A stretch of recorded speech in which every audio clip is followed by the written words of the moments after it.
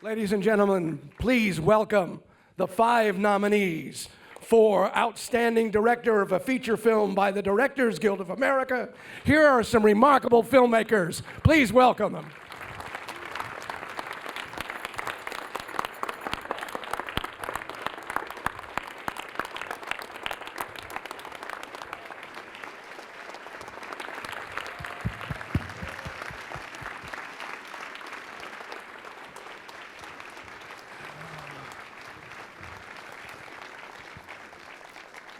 Here we have them as we get them wired in.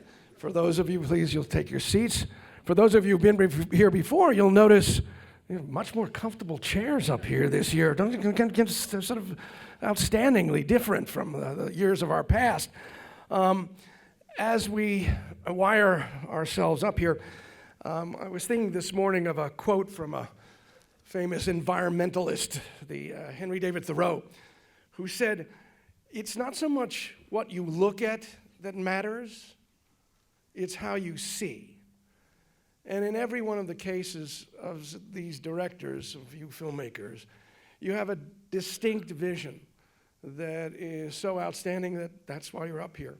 As you know, this is an audience of people who are themselves part of the directorial team, so hopefully our conversations will stimulate some of the things that make it a little different from the conversations you have to have about your film all these last number of months.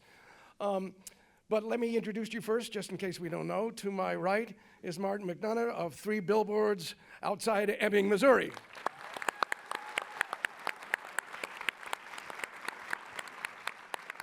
And Guillermo del Toro of The Shape of Water. And Greta Gerwig, Lady Bird. Jordan Peele, Get Out. Thank you very much. And hopefully I'm still on. And we have Chris Nolan from Dunkirk. And you know, as we're sitting in these very comfortable chairs, I was actually curious where each one of you positions yourself when you get on set. So I'm going to start with you, Chris. Of course, you've got 3 different locations. You're in the air, you're in the land, and you're in the sea. But where do you want to position yourself when you're on set? I'm always beside camera, so I always get as close to camera as possible. I don't use chairs. We don't tend to have chairs or a video village on set, so we tend to just try and keep the energy moving. So I tend not to sit down during the day. So, and I'll stay right by camera and try and watch with my eyes what's going on and take in as much as I can that way. I wear a little UHF monitor around my neck so I can just check framings or use the one mounted on top of the camera, but basically I stay by camera. When you were dealing with certain issues like being in those airplanes, I know that the airplane had a double seat in order for you to be able to photograph. Where were you able to position yourself to watch Thomas Hardy do what he did? Well, very different for different setups. So sometimes I could be in the plane running the camera. Sometimes we're on the ground waiting for the actor to come back from a sortie and then watch the tape with them. And most of the time we were in an Aerostar, which is a very fast twin-engine plane, following the planes with my DP and our aerial DP and an amazing pilot, Craig Hosking, who was effectively operating the camera using the plane. So he would literally steer and frame using the plane, which at times gets a little bumpy. And when you were in the water, literally, for example, in the scene we just saw, if you were wanting to be able to get as close to, for example, Fionn's Whitehead's performance, where were you there? We were in the water.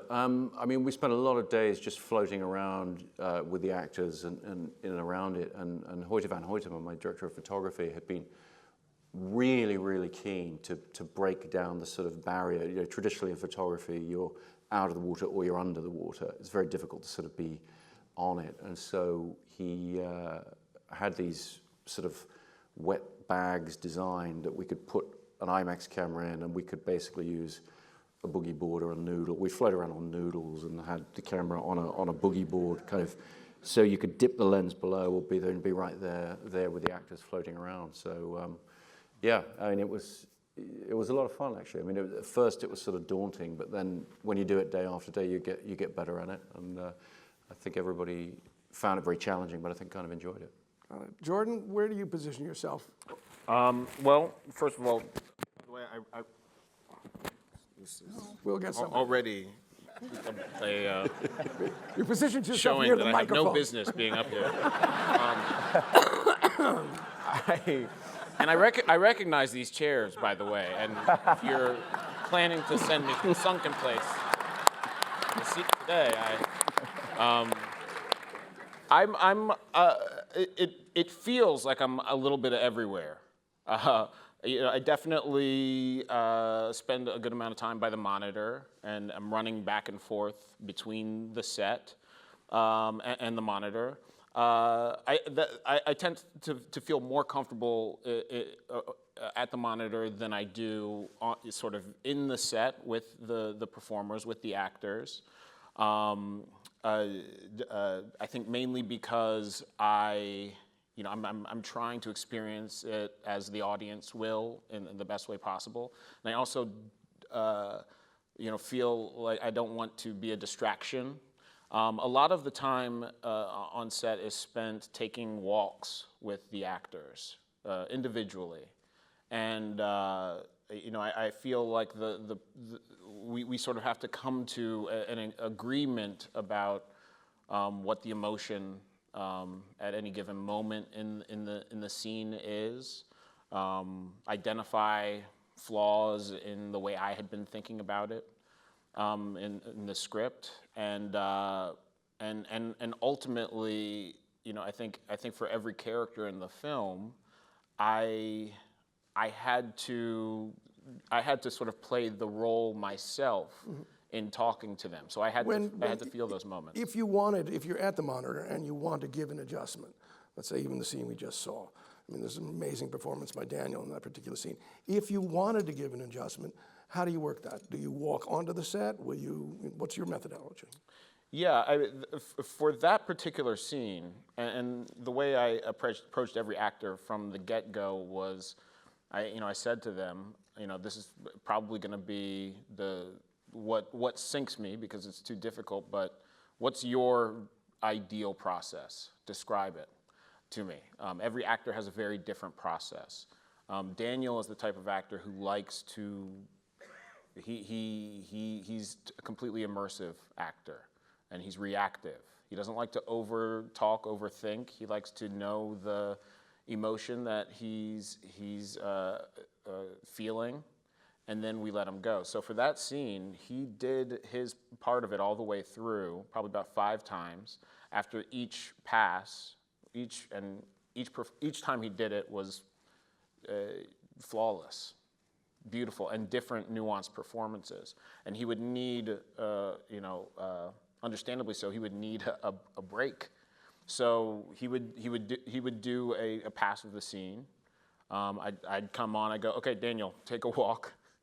He would go outside and sit and think and feel, and then after about 5-10 minutes, I would come approach him. I'd say, "How you feeling?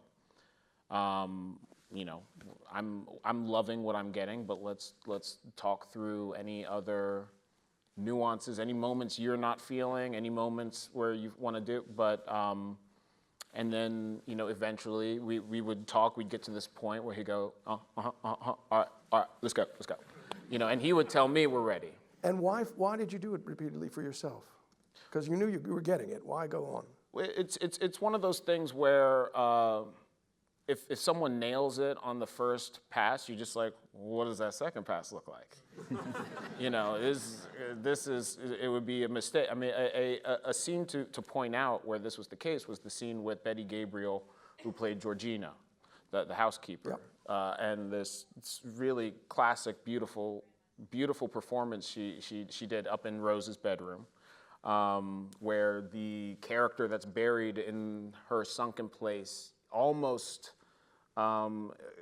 emerges due to the force of her own will, but of course the woman that's operating the body, suppresses her. So that scene we did about 11 times. Wow. The This first is the one where time, she's going, no, no, no, no, no? the scene where she did, no. And the first time it was just perfect. And so I went and I was like, look, I love it, you know, maybe like, let's try dialing up the crazy a little bit when it gets crazy. She went back and she did it again, and it was a little bit better. And I was like, well, this is, okay, let's try it again. Give me a little bit more crazy. We did that 11 times, it kept getting better. And at the end, I realized, well, shit, we could do this all day. And it would keep getting better. And I said, okay, well, I'm good. You know, we're good. I'm glad we did it all these times because each one, you know, and I said, unless you want one more. And she goes, give me one more. And that's the one that's in there. Wow. Fabulous. Fabulous. Thank you. Thank you. Positioning, Greta, where do you put yourself on the set? Well, to just sort of highlight the surreality of this moment, I had read, because before I directed, I talked to lots of people, I'd read a lot of interviews, and one of the things that I read was that you don't sit down on sets, Mr. Nolan, and that was a thing that I was like, well, gotta model yourself after someone. So I have Apple boxes but I don't like Video Village. This also comes from the fact that I've been an actor on a lot of different sets, and I find as an actor there's nothing worse than feeling like there's a committee that's a little away that's judging everything.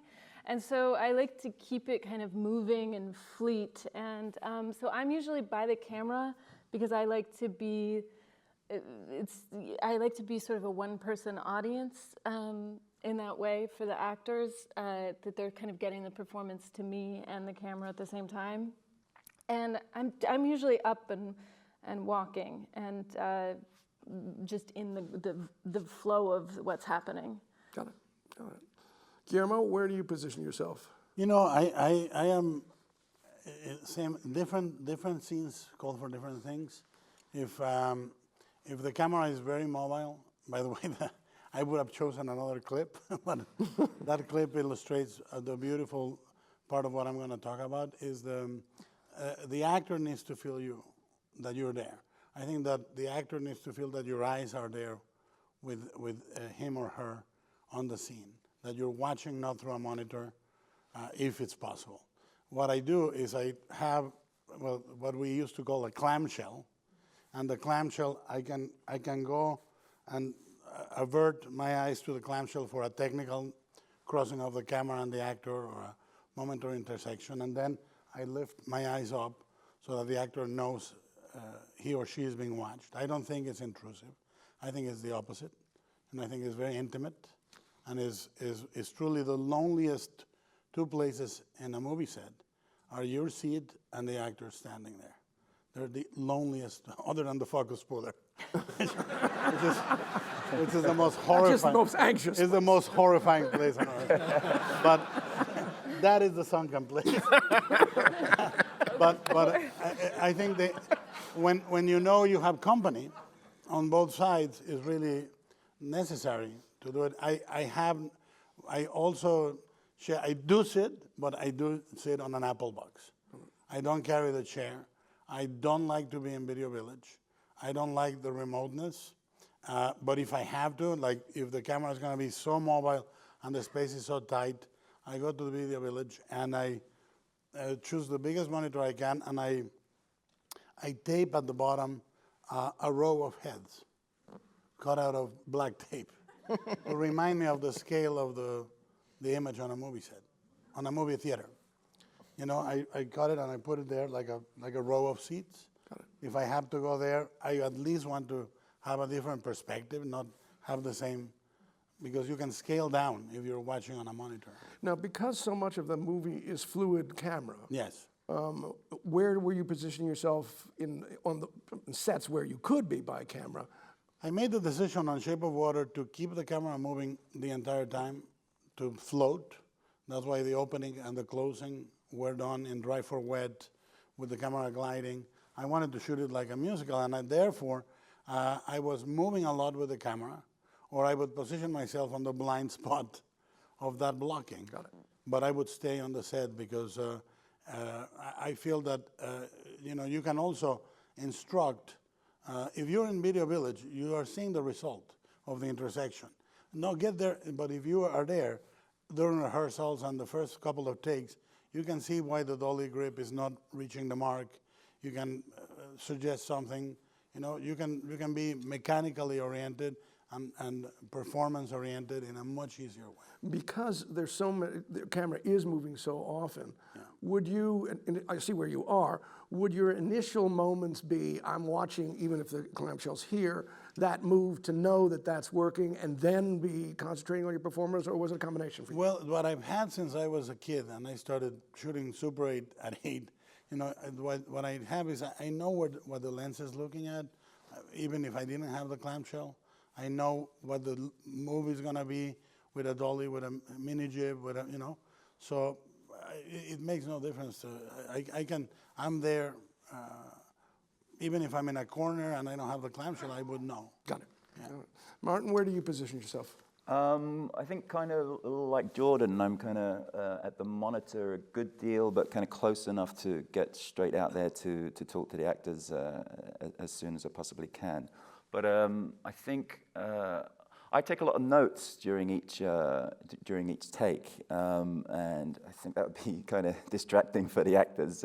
But I kind of note off almost each line to know if we've gotten it, if the emotion is there. Do you actually have sides or something in front? Yeah, just on the sides, and I go through like a whole bunch of them each day.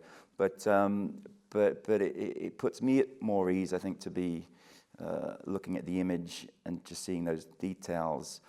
I mean, I think I should learn to do it a little bit more like Christopher and There's a Greta. question about the process, which is when you're making those notes, do you look away?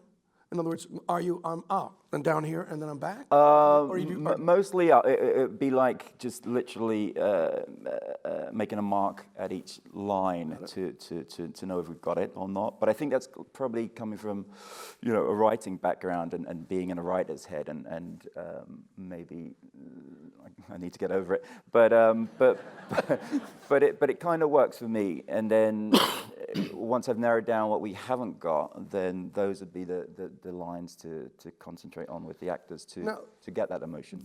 This is actually a unique experience for us here because this, I believe, is the first time all 5 directors actually are in fact the writers of the material.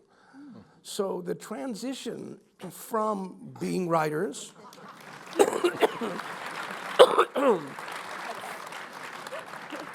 well, you can blame yourselves too, because I was thinking, how many times do you turn to the writer and say, what did you just give me? I don't know how to turn this in. That means looking at yourself in the mirror. So the question becomes that transition process from writing what you've written to bringing that into a cinematic visualization. And I'd like to just talk about the openings of the movies, because each one of your openings is incredibly powerful. And I don't know what was in the script initially, and I know you worked on your script for many, many years before you actually shot this. And there's very specific, in fact, it's totally imagistic in terms of the very opening, in terms of how you've done it. How did it emerge from what was on the page to your transition of, I'm now the director and I need to visualize? Well, when I'm writing the script, I'm not thinking about it in terms of visuals too much. It's usually in terms of character and dialogue and plot. Once it's finished, I usually, it's a whole separate process to go away on my own and storyboard the whole thing. Literally every scene, even just the talkie scenes. That opening, though, was always all image, but there's a lot of nuance to what Francis was doing in it, too. I mean, it's all about making that decision, seeing that decision, and also having that whole backstory there present with her in the car. So that was a combination of storyboarding and sticking to what was in the script. But of course, there was no dialogue, so it was quite heavily shot-based. And when you say storyboarding, are you making these images? Are you sharing it with? Yeah, and they're really terrible, and everyone laughs at me, apart from the DP, which is how we keep working together, I guess. But he doesn't mind, and it's actually a good shorthand for us both, because he'll kind of know what I'm trying to get at, and then he'll come up with something that will save, you know, doing something in 3 images when you can do it in 1 or in 1 move or something. And establishing, though, in that opening, you've got those billboards before we find her in the car. How did that evolve? because they actually set a mood. There's even a kind of weather feel that we get. This is before you introduce her in the car. Yeah, and we were lucky. We went out that morning to shoot. You were supposed to see these 3 billboards on a lonely road before before the movie opens. We lucked out that it was a completely misty morning, the only one we had, and we just turned up and it was perfect. The fog was there, and it just lasted for the 2 hours that we needed it to. But then it was all about picking the best and the bleakest or the most beautiful angles of those already established billboards on the road. But then it was all about getting in the car and seeing how much we needed to be with Frances. And I remember it seemed like a simple scene, but we took, I remember saying to the first AD, Peter Cohen, that we needed probably twice as much time, because it was not just about location and establishing billboards. It was all about really being in Frances' head and seeing that decision. When you were watching that, now again, there's the moment when she sort of sticks her finger. Do you remember when that evolved, and did you do a number of takes, and did that become the thing that you said, boy, I like that, let's do that? It's funny enough, Fran was, I loved the way that Brando used to scratch, and she loved the little intricacies of John Wayne, and that's what I think those are the two things those two opposing forces we were trying to bring into thinking about her character. So in a lot of the takes and the shots, there was even more scratching and a more that Brando kind of stuff. And you both of you talked about this. Yeah. But a lot of that kind of fell by the wayside in the edit, but little remnants and shadows of that are still there, and I think that's one of them. In positioning, again, this is now, I'm not sure what was on the page that described her car coming and spotting the billboards and considering what's going on. But positioning the cameras, because there are a series of inside the car, outside the car, close to it. Where and how was that part of the storyboarding process for you? That was all part of the storyboarding, yeah. And then getting on set and having Ben again come up with a couple more interesting angles. But then it was almost about cutting, as we know, there's not a lot of, as much time as you ever need. So the shots atop the boards looking down and from the nearby cliff didn't really come to fruition. But again, it was almost, because we needed to be with Fran, I always have problems shooting through windscreens and having, reflections get in the way. So most of those shots, I think, are in through the side or even from the back of the car, just being in with her and seeing that decision being made. On the page, was it a couple of paragraphs? Yeah, literally 3 paragraphs. And it was at least a 2 days shooting, I suspect. No, I think it wasn't so long. Well, the establishing foggy ones was a separate morning, but no, it was probably just half a day, I think. Wow, that's amazing. Yeah. Guillermo, you worked on this since you were 6 years old, this particular script. And in terms of the transition of being the writer on this page and then visualizing, for example, I was thinking about the opening and closing, if you were looking at both of those. What was on the page, and your process of going through making even the decision, I'm going to shoot this not in water. What's that process from writer to director? Well, in my case, it is seamless until the actors come in, because I think when the actors come in, they co-write, and rightfully so. What I try to do is never write anything that cannot be proven by image or sound.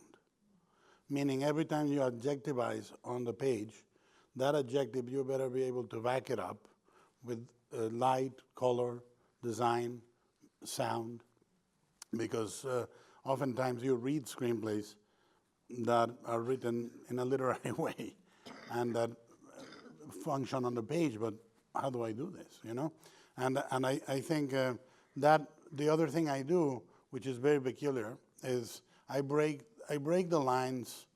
If it says she enters through the door, the room is dark, I can say she enters, break, through the door, the room is dark. And I'm thinking already, and it's broken, because if I do one line, the length of the page to screen is going to be much longer. Like if I write 120 pages, but I write like that and I know I'm gonna go, it ends up being 2 hours and a half, you know? So when I break it down, I know I'm gonna do a POV, and only I know it, but it's broken down like that on the page from the beginning. And it gets to a certain rhythm. He holds on to the edge of the car. You know, that breaks it. I try to be as specific on the images. I describe what objects, for example, in the opening, I know I start on a river and I go into a corridor, which is an impossibility, and then I'm gonna go through thematically in the opening of Shape of Water. I wanted all the elements that were gonna be in the entire movie to be in her dream about water. And the movie is about love, water, and time. So I knew I was gonna start in the water and end up in the close-up of the clock. And so planning it, it's a $19.3 million movie. I couldn't do tank work. And I remember, I used it once on Hellboy. I remembered an old theatrical technique called dry for wet. Right. And I decided that's what I'm gonna do. I'm gonna puppeteer everything. I'm gonna puppeteer every object on the screen. Wires for everything. Wires for everything, open ceiling on the set. And I'm gonna have 10 to 12 puppeteers moving the objects in front of the camera. This included her on the couch. Her, the couch. We came up with the idea of creating a fiberglass mold of her sleeping so she could be held by exactly her shape. You know, all the technical solutions seemed logical because it needed to be very theatrical, and I believe in symmetry. And most of my movies, all of them, open and close, echoing one and the other. And I wanted to open with her dreaming of being in water and closing with her being in water. But you know, some of the challenges, this is, because I'm fascinated that you're saying, what I'm writing I know can be done. Were there moments when you're writing and I want this, but I'm not quite sure how this is going to be done? No. No. That's my one yes and no question, and it kind of came out the wrong way. No, it is, when I've written something in the past, very early on, that I didn't understand, I end up not understanding it. Like I try, or somebody, all the solutions technically need to come from me. I need to know dry for wet, I need to know what housing for the camera, I need to know. So that's why I like to experiment with little things on each movie to get new tools. You know, in this case, I knew that the dry for wet would work. I had done it before, but I really wanted it to be very painterly, and this required a camera. We tried different mounts, and we ended up with the steady on the dolly, the steady arm on the dolly, which gave me the fluidity and the precision when you didn't have the XY axis all over the place, but it allowed me to go through doors and correct, not in a nodal way. I could float the head around the corner, as opposed to having the nodal tilt or pan, you know? So it's finding those tools. Yes, that happens a little later, but I need to know the basic technical things. Got it. Thank you. Greta, for you, in terms of transition from the written word, and I know that you wrote hundreds of pages for this before it became the script that it did. Yeah. What's that process? And specifically, let's look at the opening, because I have no idea what was on the page at the opening versus what we now see, which has, even if I remember correctly, there's even a jump cut from the two of them on the bed to them making the bed. So you've got a time transition right off the bat. Did that evolve? Where are you in the process of writer to director? That was all on the page. I mean, I would say my movie is almost entirely on the page. Even the cuts are on the page. I think it's the way my mind works.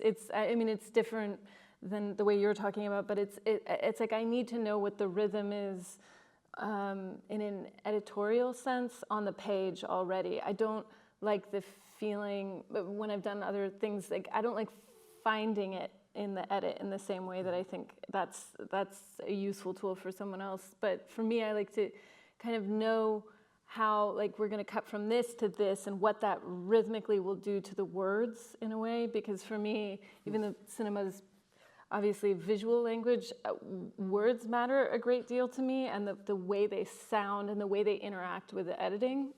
So that sort of, they're in the bed, and then they're making the bed, and then they're in the car, and we go from their backs on the bed to out the window on the car, and they're in the same position. Like, that was all thought through, and it was all, I didn't write it into the script, but it was all in the, I mean, I wrote the cuts into the script, but I didn't write the shots into the script. But for me, it was, I love symmetry, what you were talking about, and I also love, I love in movies when it feels like the opening of the movie is the entire movie in a scene, and then you basically watch that entire thing play out, and that dynamic, and even the lines. So the opening lines are, do you think I look like I'm from Sacramento? You are from Sacramento. Are you ready to go home? I'm ready. And I wanted the language, both visually and literally the language that they were saying, to be both simple and plain, but also has the ability to be poetic in its own plainness. So with the camera, I had a very clear, I was like, I want it to be static as much as possible. I mean, I was influenced by various things. I want it to feel like photographs, like presented, almost like in like a triptych or a nativity scene, or like it sort of unfolds in front of you in that way. And yeah, that opening, I always knew that those were the first lines, and I always knew that them in bed together, sleeping, was this first moment of them being able to be sweet with each other when they're unconscious. Now, you're hearing this as a writer. You're hearing this in your mind. Yeah. You're visualizing it. You've even written it down in terms of the structure of it. As you now bring in your actors, even in that first scene, for example, the scene in the car, and you do this a lot, the overlapping dialogue that happens in terms of the way those performances are there, because it's that familiarity, and that's what we do when we're there. How does that evolve for you now as a director, having heard this as the writer? It's, well, all the overlaps are written in. I mean, I spent a lot of time reading plays, actually, when I was growing up. Yours. This is just my, this is all really crazy for me. But there's a playwright I really love, Caryl Churchill, who does great overlapping dialogue, and the way she indicates overlapping dialogue with there's a slash, and then you're like, this person starts while this person finishes this line. Like, that sense of creating a cacophony deliberately is something that I've always loved. And I think it was a love of theater and reading and watching plays that I was interested in trying to make that deliberately. And then, but once the actors do it, it does become something different, as it should. There's nothing, it's like I hear it in a rhythm in my head, but it has no personality. It only has rhythm. And then when an actor does it, it transforms, and it's like, it's almost as if you recognize it, but you've never met it before, and that's when it feels right. It's something familiar, but somehow it's not what you could have imagined. If you want to adjust now, if Saoirse and Laurie at that moment doing this, and now you're hearing it in a new way. Yeah. And you want to now make an adjustment with either of them. What's happening to you as the once writer is saying, wait, don't touch my writing, I'm thinking playwrights to some degree, and now this is something, another process, an evolving process? Well, I didn't adjust the words at all. I had a very great playwright who's in my film, and a great writer in general, Tracy Letts. Tracy, yeah.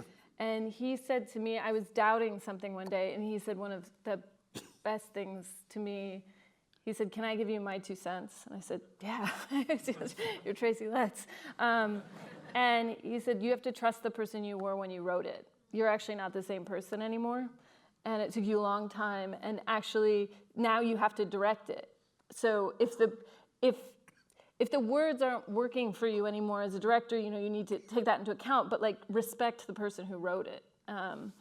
And that was a very helpful way to think about it. And in terms of adjusting actors, I think for me, I never want an actor to feel like they have to hit a target that's in my head. I want them to feel that what we're doing is trying to create as many possibilities as there are, and that as many, because as an actor, I know the feeling of when a scene opens up to you, it's like a key fitting in a lock, and you didn't know there was this entire world on the other side. And I can see it happen to actors, and it's the opposite of hitting a target. It's like they're completely empowered to make wild swings and choices because everything is right, because it's all coming out of something that makes sense to them. But for me, I feel like when I make adjustments by the time we're on set, because I do a lot of rehearsal, and I like rehearsal, and it's not even literally working on the lines. It's like getting them together. It's getting a dynamic going. It's getting them to feel free with each other and with me, and to create these connections. But I'll hear it, or I'll see it on their face. If there's a lack of specificity, I think that's the thing that I am most sensitive to, because it's what I can actually help them with. It's like, no, it's this is. And you give them the most specific thing, and then you watch it click in, and it's not a result. It's knowing what you're doing, knowing what your goal is, knowing what you're driving at, knowing what that position is. And so I think that's what I'm always on the lookout for: is are they muscling through it with something that, because they don't understand it, because I haven't done my job. So just getting in there and getting very specific. Got it. Well spoken. Well spoken. Thank you, Greta. The opening scene in Jordan, in your piece, is quite an amazing single shot, if I remember correctly. What was it on paper? Well, an earlier draft of this scene had a lot more going on. There was, originally in a draft, there was a family inside a house who was having a conversation. A white family having their dinner and having a conversation about Disneyland, and this incident happens outside their house they never realize. And I was kind of like, I was basically trying to do too much. I was trying to start the movie with the protagonist that you expect a horror movie to be started with, and sort of fear that, and then the guy that's walking down, the black guy that's walking down the street, outside, to, hopefully put the audience in a position of fearing him first before we realize that he's our actual protagonist. I decided to strip it way down because I felt that, the first scene in the movie is very important, and it's very important not to do too much. What you're trying to get across is a feeling. And in the case of a thriller, I felt like you're trying to offer the promise to the audience of what is to come.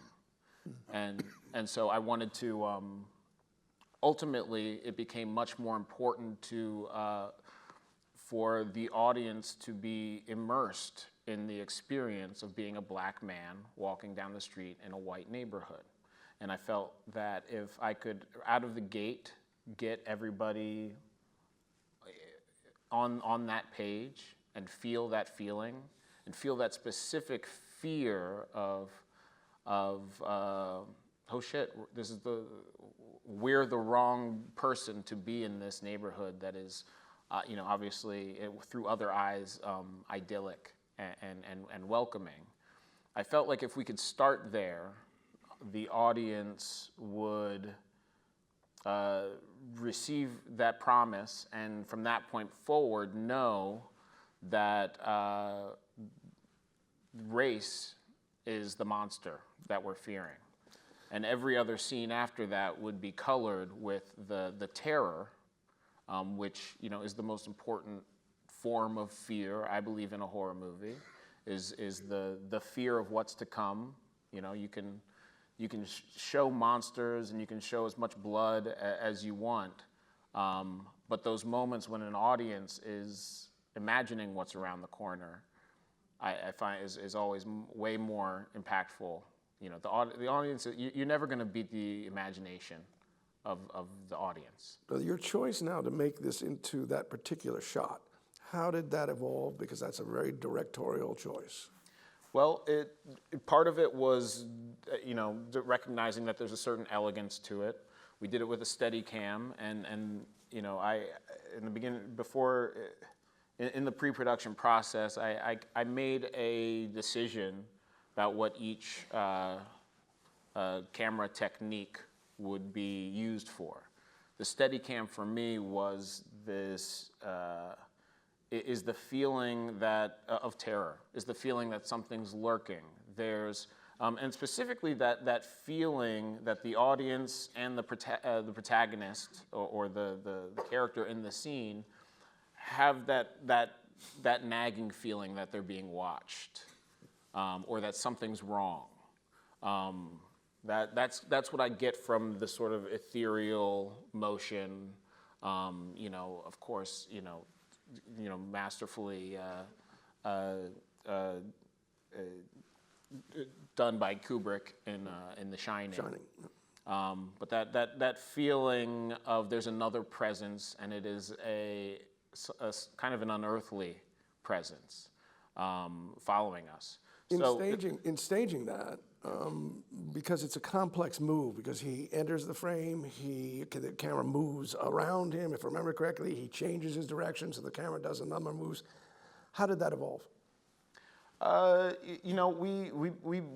We started practicing it, and you find many details you're not expecting sort of arise. There's moments where you have to be like, okay, it was Lakeith Stanfield, the brilliant actor who played Andre in the film.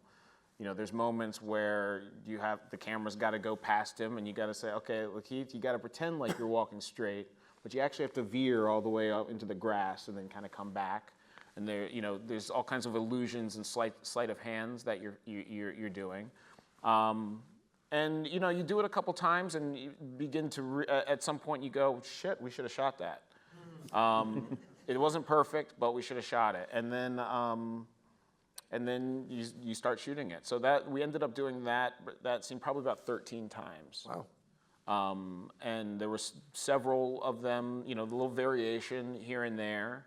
There were several of them of the shots that worked for different reasons. And at that point, in the edit, of course, you're faced with, okay, do I use the one where this moment worked better, or do I use the one where this moment worked better? And you have to just make this. Now you knew you had to own that space, those 2 blocks or 3 blocks that you're in there, and the corner. So that was already in your mind in terms of the corner and turning. Yes. Yeah. I mean, I knew where I was looking. I knew where we were going to look. The things that sort of surprise you on the day are just a little bit, you need the actor to be natural. And to an extent, the actor and your Steadicam operator are doing this dance. And, you can't tell an actor at this point, at this word, you have to be here, at this word, you have to be here. You have to kind of let the actor lead at a certain point, and hopefully you have a talented Steadicam operator, as I did, who can make these little adjustments. So yeah, what I was surprised by, because that was the first. We shot that later in the process. We shot that scene. And I was pretty petrified of the difficult, long shot. I found it was more fun and easier than I thought it was. Because? Because it became it was a single project you could focus on for the night. It didn't. It cut down a certain, you get, you can do work for an hour and realize, well, we just got through 6 of these, in this particular case, it took less time than I believe the original intention of getting coverage here, getting this sort of massive amount of setups and so it was fun. Great, there's value. Thank you. Chris, the opening of the movie uses titles. You make a very specific point of view, which is everything that's dangerous is behind us when it finally starts. How did that evolve from what you had written? Because I know that this screenplay was very short, right? Something 70 pages, if I remember, or something. And here you have incredibly complicated sequences. So what's your process? And even looking at the opening, if you take that as an example. Well, as you said, the script was very stripped down. It was very short, about half the length I usually do. It was 76 pages, and it was mostly stage directions, very little dialogue. And I'm always looking in the opening of a film to try and have a sense of calm about what the filmmaker is doing, where you create a symbolic representation of what the film's going to deal with in some way. In the case of Dunkirk, it had to be expositional to a degree, and I wound up using titles, which I hadn't done before, intercutting with it just to give the basic piece of information and then free the imagery up to sort of immediately start telling a more human story. But the idea of having I wanted to make it very clear that you were never going to see the enemy. The enemy's unseen. And so I thought a lot about what it is we're trying to say with the point of view of the film, the human experience. And ultimately the idea was the random nature of the violence. And so the idea that we would see a group of soldiers from behind and not see their faces and just see them killed one by one, other than one, who then becomes the protagonist. But the idea behind it is you don't know which one of them it could be any of them, and it's irrelevant. And then you pick up the guy who happens to survive. And so when we came to shoot it, we had to shoot it on an electric tracking vehicle with a stabilized head sort of chasing the guys. And it was difficult to do it safely because they were having to drop and then they'd be in the path of the vehicle if we weren't careful. So it had to be carefully choreographed, but we wanted it to have a very scrappy and random quality to it. And so the take that's in the film is not the last one we did. It was the one where it was the most uncontrolled. And then we cleaned it up and we did it 3 or 4 more times and got it sort of perfect. But I think both Hoyter and myself knew that when we looked at it in dailies, we would choose the one where you can tell that the camera operator doesn't know who's going to get shot first or second, and so you're slightly missing it.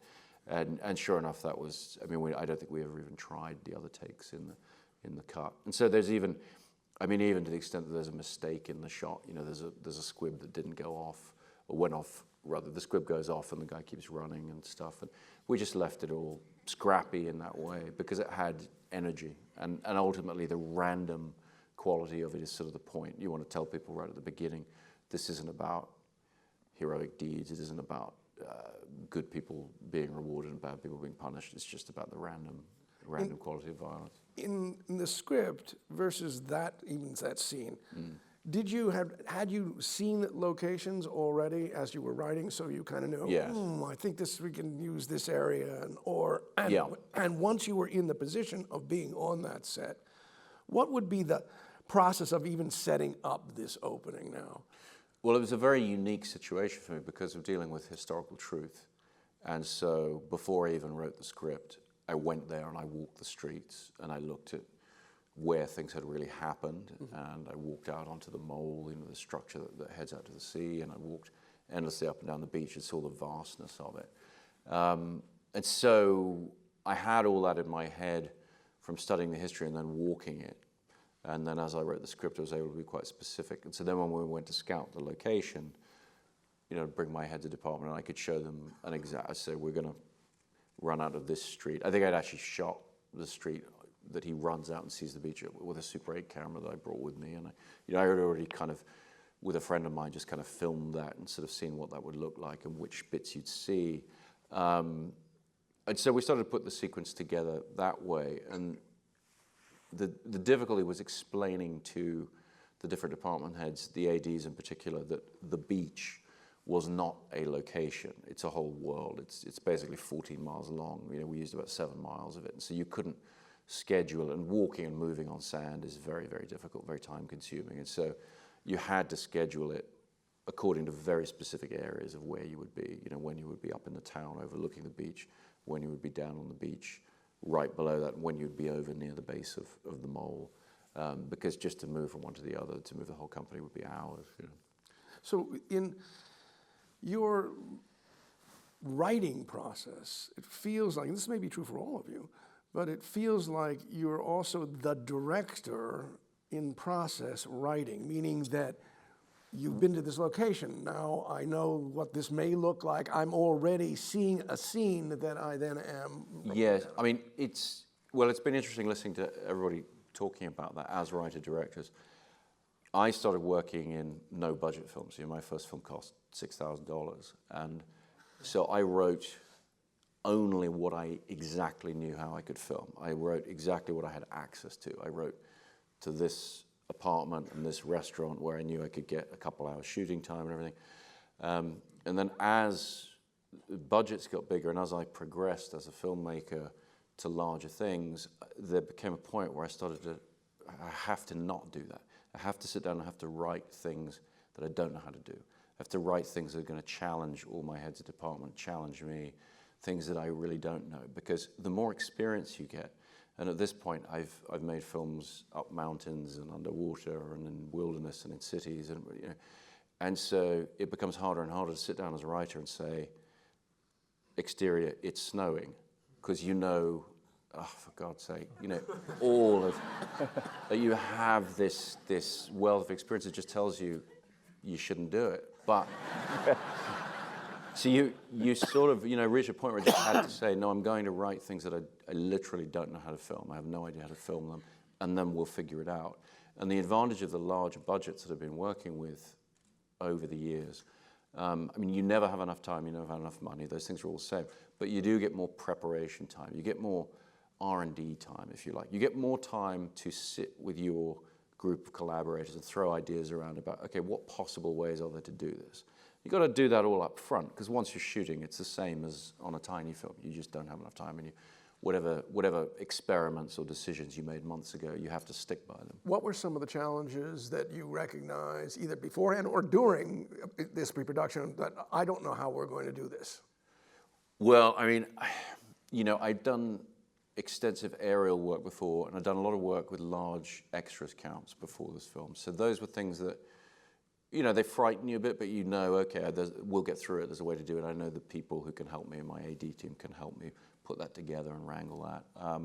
Boats I had never done, and you know, I called Ron Howard, who had just done a film on the water. I'd met at one of these events actually, and he gave me a lot of very useful information about what to do and what not to do. And What were some of the things you learned? well, some of the things were confirming things that I had already slightly supposed, which is it was basically about the use of tank work versus the open water.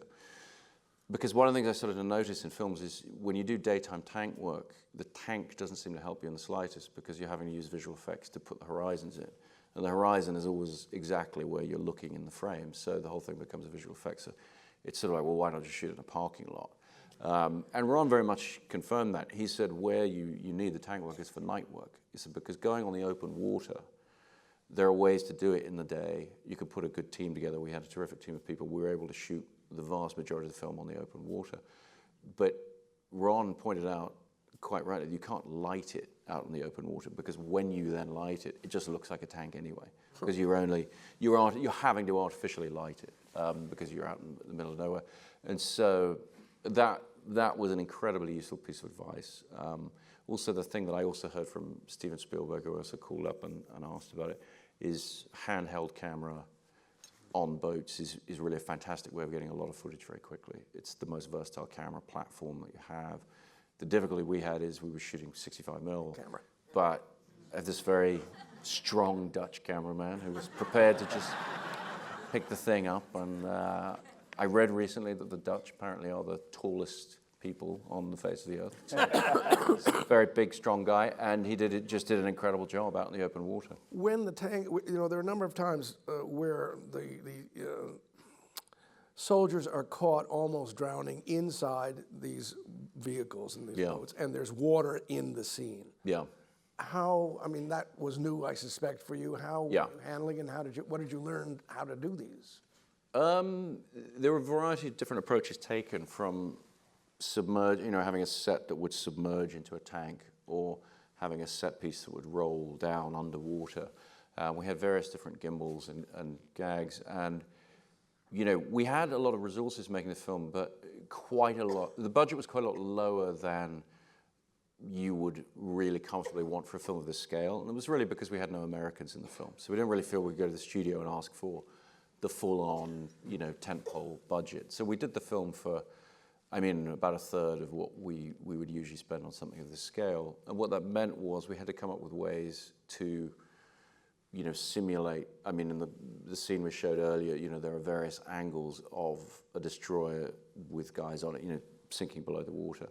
And what we wound up doing is designing and building set pieces to do that were forced perspectives. So we had to plan the camera angles exactly, and we literally built the set piece itself specifically for 3 or 4 different camera angles, where it looks perfect from there, but if you pull the camera back from it, it looks small and ridiculous and silly.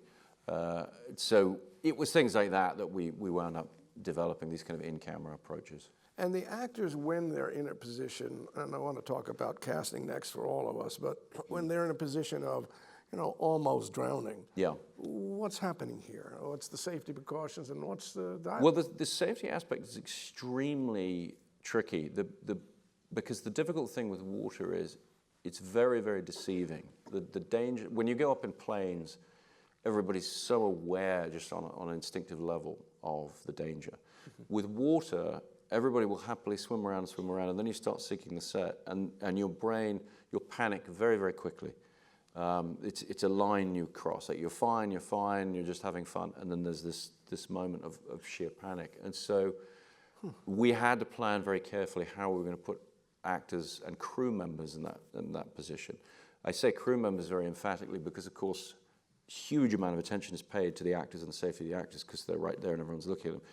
We had to be thinking about, the electrician who's over there wearing a scuba tank who needs to be protected, and things like you have to think about, okay, if you're interior on a stage, what happens if the generator goes out and you're in the dark? It would be, so you put luminous panels in and things like that. And the thing we wound up coming up with that made me comfortable about filming in that way was that all the ceiling panels, we wound up building them in a very lightweight plastic. It was actually something I developed on Inception, for where we had to shoot a lot of actors in a van that was underwater. We made these very lightweight plastic panels, and they're just attached by Velcro. And so you can be, the water could be right up there, and if you have any trouble, you just push it. And it's very light, so there's no barrier there. Right. So it looks substantial, but there's no actual, there's nothing that would actually hold you down. And you show people that when they come onto the set, come on. But water is, extremely perilous. It has to be done very, very carefully.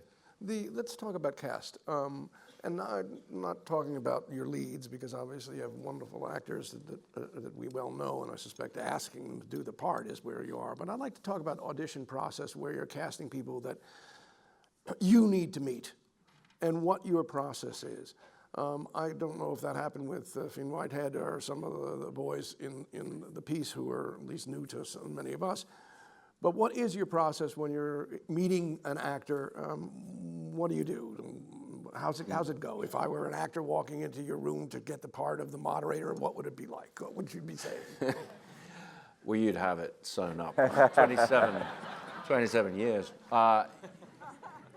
On Dunkirk, it was a very different experience for us. We got to do it in a very old-fashioned way, because we were looking for unknowns in the leads, and people of the right age, people of the age that these soldiers really were when they were sent off to fight. So we were looking for 18 and 19-year-olds.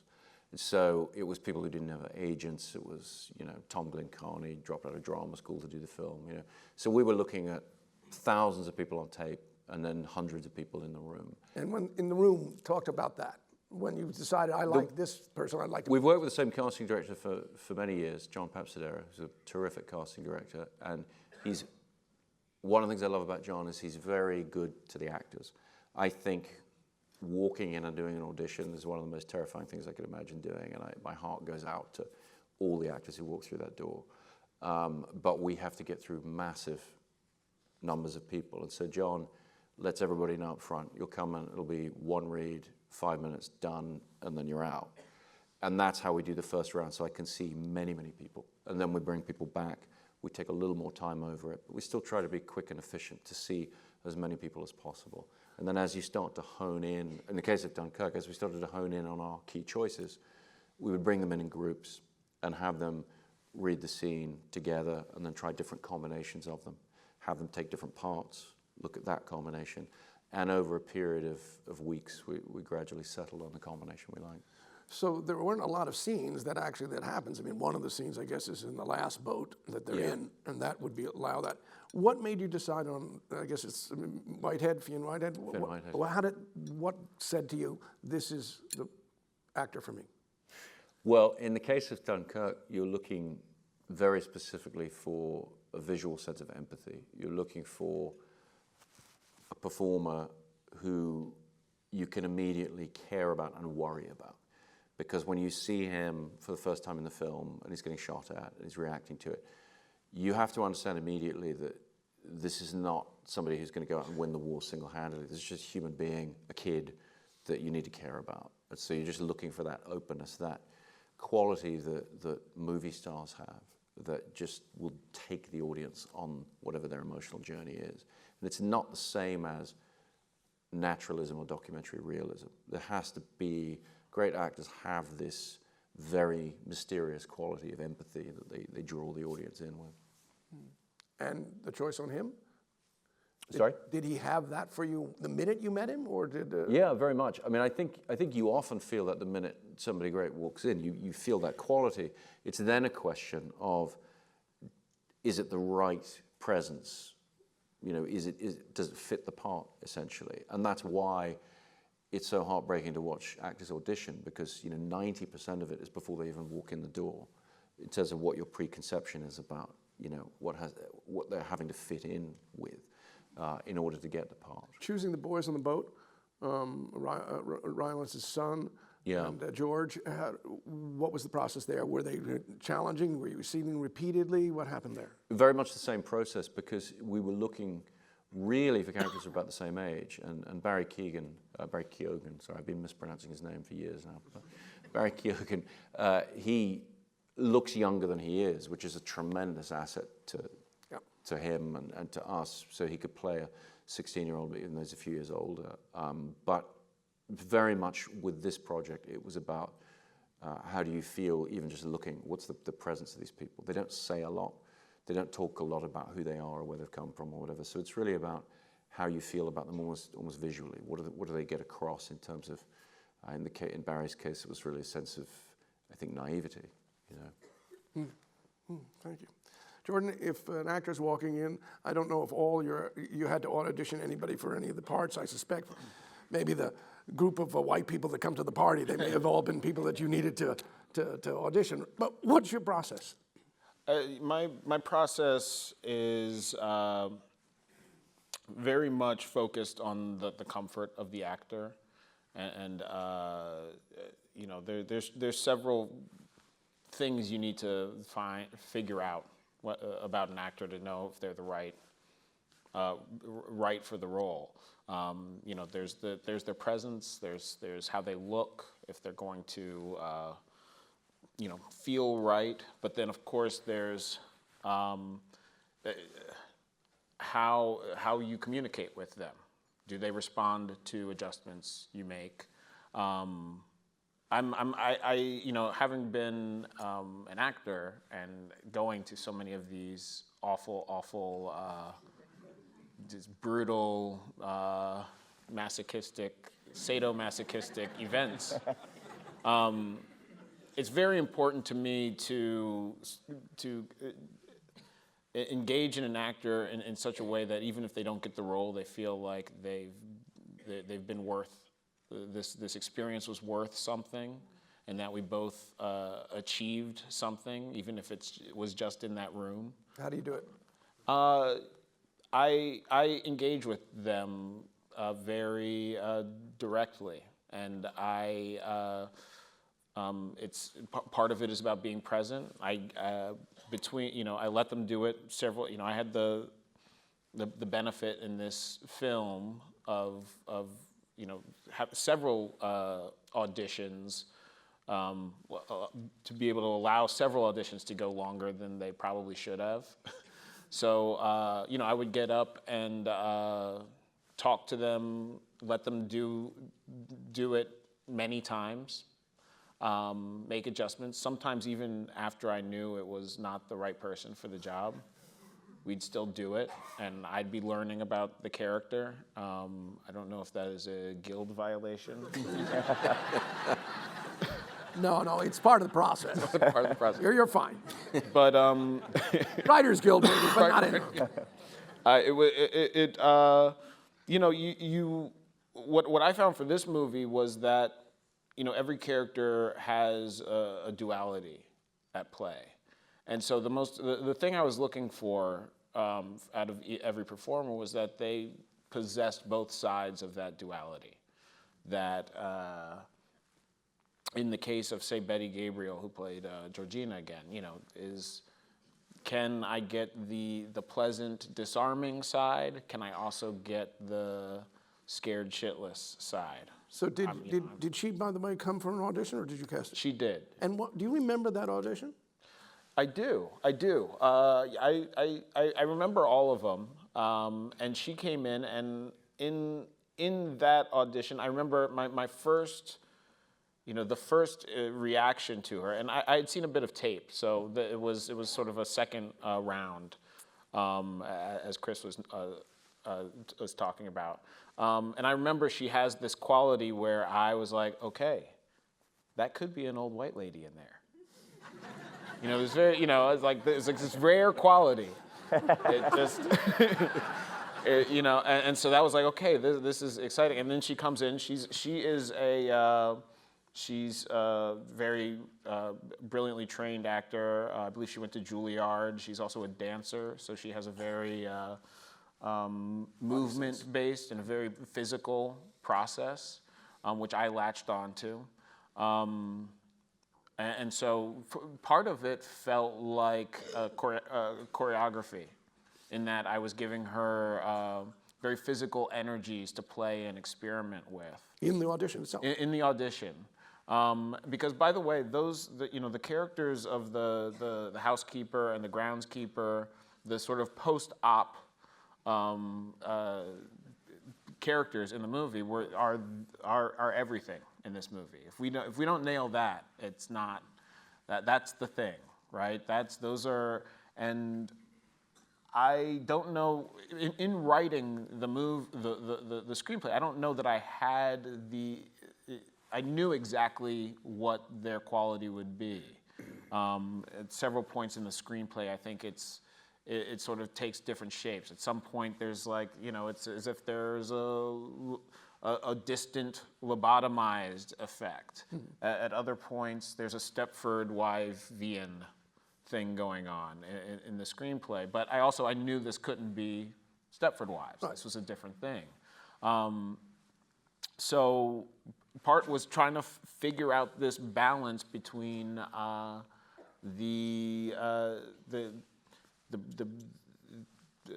presentation and the disarming first glance at these people, and then figuring out how that dark side would play. And I believe in the audition with Betty, we hit that moment where it's sort of the first stage of me starting to dial up the crazy in that one moment, and saying, I knew at that point of the movie, we needed the scariest scene so far. And it was just a scene between two people. It was just this check-in. So I knew that the performance was what was going to get us there. And it was in that scene where I remember telling her, do it again, but say no more. Say no more times. just to kind of get her into this idea of like something needs to be off balance and wrong about the way this feels. And she did it again. She said, no, no, no. And I was like, okay, we're going somewhere cool. Give me no more, just more no's. Just whatever happens when you're in there, it's crazy, it's creeping me out. And she did it again, and then we did it a third time, and I was like, now just say no like way too many times. And it got to this thing, and that of course is like this moment that was not scripted. I think it was probably 1 to 3 no's in the script, but in that audition, I sort of figured out that we figured out that it needed, that was where we were going to go off on our scary moment. It's fascinating in a way that does happen, that in an audition, not only are you discovering something about your script, of course, but you're discovering something about the character and potentially something about how you're actually going to make the scene. And you wouldn't have known it if an actor had not walked in and done that. Now, sometimes I know the situations, that's not the actor you cast, but you use the technology that you just learned in that scene. But in this case, she was there. And there was... What were there any parts that you found even more challenging for you in the audition process? The parts in the audition process that I felt challenged, I didn't find the challenge. I found I was very engaged and very relieved. I looked at this is my first film, my directorial debut. So the audition process was as much of an audition for me, myself, working with actors. And what did you learn about yourself? I learned that I needed to emotionally connect with the character as much as I needed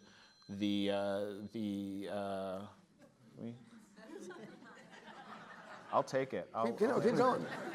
No, I needed to experience the emotion as much as the performer did, and it was, many times in the audition process or several times in the audition process, many times in the actual film, in working with the actor, I would get to this point of crying for the emotion that I was, and it was about trying to figure out how to articulate what's going on, and I would have a catharsis sort of with the actor in the moment of what's actually going on here. There's so much darkness in this film, and I came about this project in a very mischievous way. It was about being provocative and doing what you're not supposed to do, and scaring the shit out of people. And when the farther I got into it, the more of the reality of what the film was about hit me in several stages. And you realize what I've been neglecting in terms of the emotions and what the victims of racial violence or the victims of a self-imposed psychological chamber that, for instance, Chris puts himself through. Even connecting to the characters of, the crazy Rose and So, to some degree, what I'm hearing is you became these people as well as them becoming them. Absolutely. And you didn't know that was going to happen. No, I didn't know, and it wasn't. It feels like it correlated with the performance that we needed. So if the performance wasn't getting there, it was because I wasn't getting there in how I was dealing with the actor. And so that's why we would have to kind of take these walks and talk. And we did this movie in like 23 days. It was like we had no time, but the whole illusion that I like to present to actors is we have all the time in the world to get this right. And none of this other shit means anything if we don't get this moment right. So let's take a walk. Well spoken. Well spoken. Greta, you've been in that situation too, of being auditioned. So what's your process, particularly for, let's say, the smaller role, if you will, that someone where you want to meet? How do you go about your casting process? Well, similarly to Jordan, I've been in a lot of audition situations which are just just dreadful. And by the way, why are they dreadful? Oh, they say, well, you better be a good actor if you wore overalls. That happened to me. Warning to every actor in the house, never wear overalls. Yeah, don't wear overalls. I think I said, you betcha.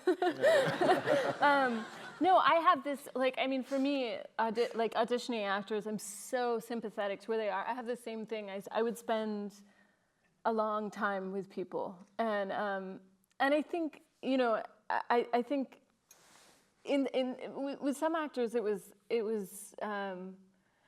you know, they sort of said, yeah, let's like, do this. I feel like when you're auditioning all the time, and it becomes a way, hopefully, the good experiences of auditioning is you get to act that day, and that's something you don't get to do all the time. And so I try to make it into an experience where they get to act that day, and we get to work on something, and we get to see what it is, so that when they leave, it feels like they got to do something and be part of something creative. And so I had casting directors in New York and Los Angeles. I had these two casting directors who worked mostly in theater, at the public theater, Heidi and Jordan. They'd actually never cast a movie before that we worked together, because I go to the theater all the time in New York. I love going to plays, and I was interested in trying to, as much as possible, fill it with theater actors. I had a sense of that. And then, because we were shooting mostly in California, I had Allison Jones as my casting director out here, and she's incredible. She's got amazing taste, and when she likes an actor, it's always right on. But so a lot of the cast I'd worked on collecting who these people were in New York, and I cast them early, and part of casting them early was I wanted these opportunities to get everybody together, to get them to meet, to get them to exchange numbers, to be connected to each other, because I think so much of acting work, it's like laying down sediment, and your unconscious works on it a lot. And I think, of course, I like rehearsal, but I also think there's a way in which these things grow invisibly. So I tried to cast as much as possible early, and then with parts that were coming in for a day or two, I think that's the hardest thing to do as an actor. I think it's the hardest thing to audition for. I think it's the hardest thing to come onto a set and do, because you're stepping into a place where everybody knows each other. They've been working together for weeks, and you have to inhabit a whole person and make this reality in a couple of days or a day. And so that's part of the reason one of the things I did on set was sort of I had everybody wear name tags, including myself, especially for the day, people who came in for a day or 2 days, because it's too many names to get to know. But yeah, If an actor's coming in, yeah. and for one of these parts, are you working with them as an actor? Do you read with them? Where are you in the process, and what do you ask them to do? Yeah, I will have them. I mean, for the smaller parts, I prefer not to read with them, because I feel like that I'm a bad scene partner when I'm reading with them, because I'm looking at them. I'm not playing off of them. What I like about Allison is that she's a great scene partner. I think for me, having a casting director who's a great scene partner is invaluable, because it allows the actor to play with them and to build something. And I think particularly for roles that don't have lots of lines, or I don't have a run of things, sometimes I'll write scenes that don't exist and say, read this.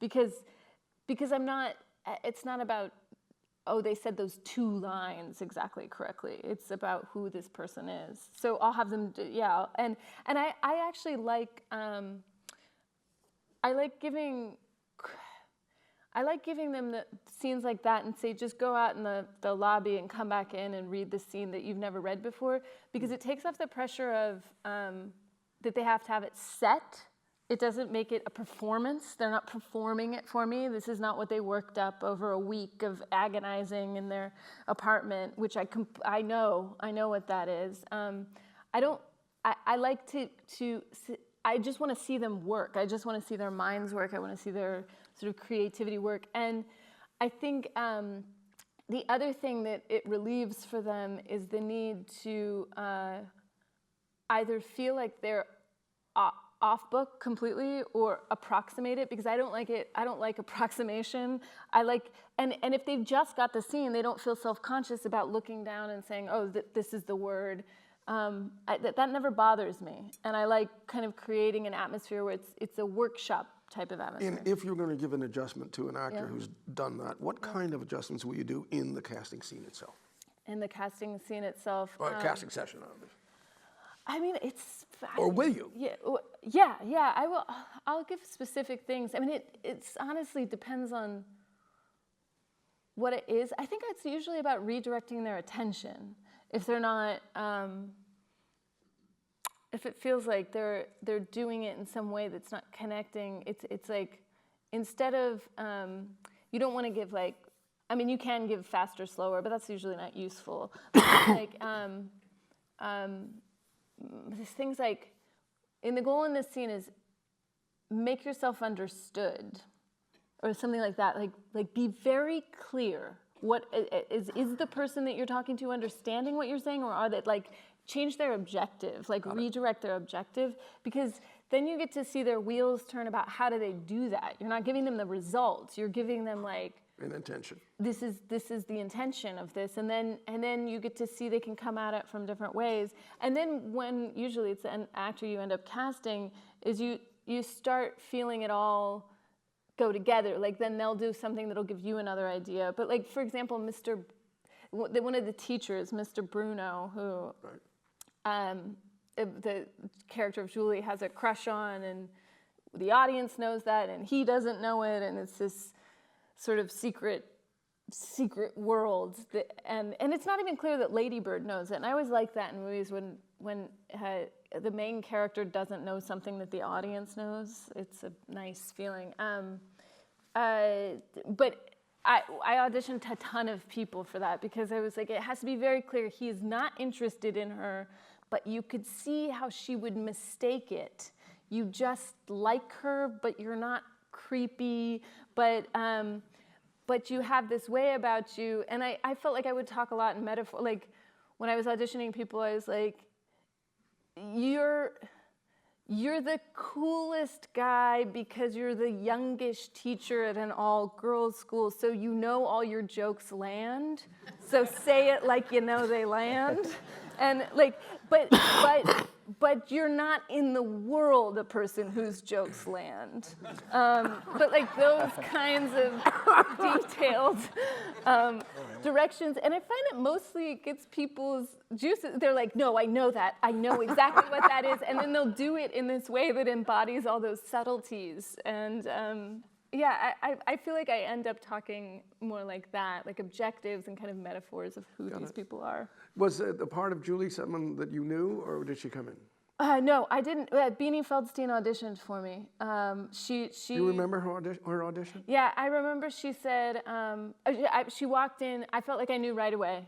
I had that like kind of. She was just right away. She was so perfect. The way she dressed herself. I mean, she knew what it was too. She felt she was perfect. I mean, she later told me, she was like, if I don't get this, I don't know. Like she had a very strong sense of it. And I remember when we were, I mean, every scene was kind of exactly right. It was just And you there. knew right away, as Chris, you mentioned, and many times it's been mentioned, that you almost know instantaneously. Now you learn more, and sometimes you learn that it's an affirmation of even more, and sometimes maybe it's yes, but not right for this role. Yeah, I mean, I think what I look for too is like actors who feel like they have, and that's why I think I avoid the auditions that feel like performances, because I don't want to see all you've got. I want to see the beginning of what it will be. Because if you can give me all you've got right now, it's not as interesting to me as like it's a sketch. It's an opening gambit for what this relationship will be. And yeah, Beanie Feldstein was right away, just right away. And she said to me, we were reading, I had to read this scene with that happens where after prom at the bridge, and she's talking about her Summer plans. her summer plans and her dad who showed up and what that is. And I remember saying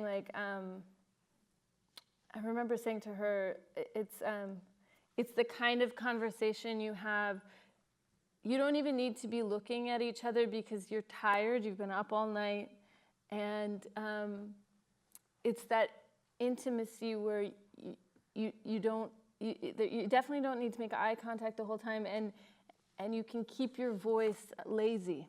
And she said, oh, it's like my best friend and I, we call it our pillow talk. And I was like, yeah, it's just that. It's exactly that. And she said, it's like when you're drifting off and that feeling of, I'll tell you something because we're so tired and it's been a whole night. That's great. Thank you. Yeah. Thank you. Guillermo, meeting an actor for the first time, what's your process? You know, in the case of Shape of Water, I wrote the parts for most of them. I mean, I knew them, even the small parts. I find that the work we do is symphonic, and one terrible note is one terrible note in the symphony. It doesn't matter if it's a part with 3 lines. It can actually ruin the movie, the experience of the movie. And I think that having worked in Toronto for now almost 7 years consecutive, I knew most everybody, and it was hard to find somebody new. But for those that I knew, I would write, even for the small parts. I was interested in the part of the wife of Michael Shannon's wife. Yeah. Was she an actress you'd worked with before? Yeah, she actually had read for the main part of the series The Strain, and she had gotten it, but she couldn't get out of her contract. And I said, note to self. But the thing is, when doing that, I wrote it for Sally, I wrote it for Shannon, I wrote it for Octavia, Doug Jones, and so forth. And you know, I watch everything they do, even the small parts. Like with Sally, the key for me was a movie called Submarine, in which she plays a secondary character, but she's the character I was the most interested in. And what I do is mostly I cast the eyes. I cast the eyes because we spend most of the time in a movie seeing a character see each other, see a thing. So for me, 90%, if you align the eyes of Octavia Spencer, Sally Hawkins, Richard Jenkins, and Michael Shannon, you have right there, you have a symphony of notes, completely different ways of looking at the world.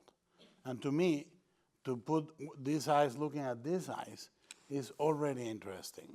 And I start with that, and the second thing I look for, even in the auditions, is listening, because the misconception that exists somehow is that a great actor delivers great lines, but a great actor listens to great lines and looks at great acting and is there. You know, I've been doing this for now 25 years, and when I go through the process, the first few times I audition, I only wanted to make tea for them and comfort them, and I find that being brief but there is the best way for me to audition, even for a small part. Meaning, be very present. If 90% of the audition is done in the first 5 seconds of walking in the room, that's true. And if that is so, try to say, well, what am I going to try? And I ask the actor, what would you like to try with this? If he seems or she seems wrong, I say, what would you like to try with this? How do you, instead of looking for a specificity, because the person walking in is wrong, I'm not going to direct them to be right. So I might as well try to be surprised. So I say, what would you like to try with this scene? And sometimes they reveal, it's almost like not ordering from a catalog. but asking a fabric vendor, show me your finest silk, and they can try, and then sometimes it surprises you. Have you changed in the process of casting for yourself? Through the years? Yeah. Oh, yes. Oh, yeah. I think that, again, I think be brief. Right. The instructions need to be very, very concise and useful.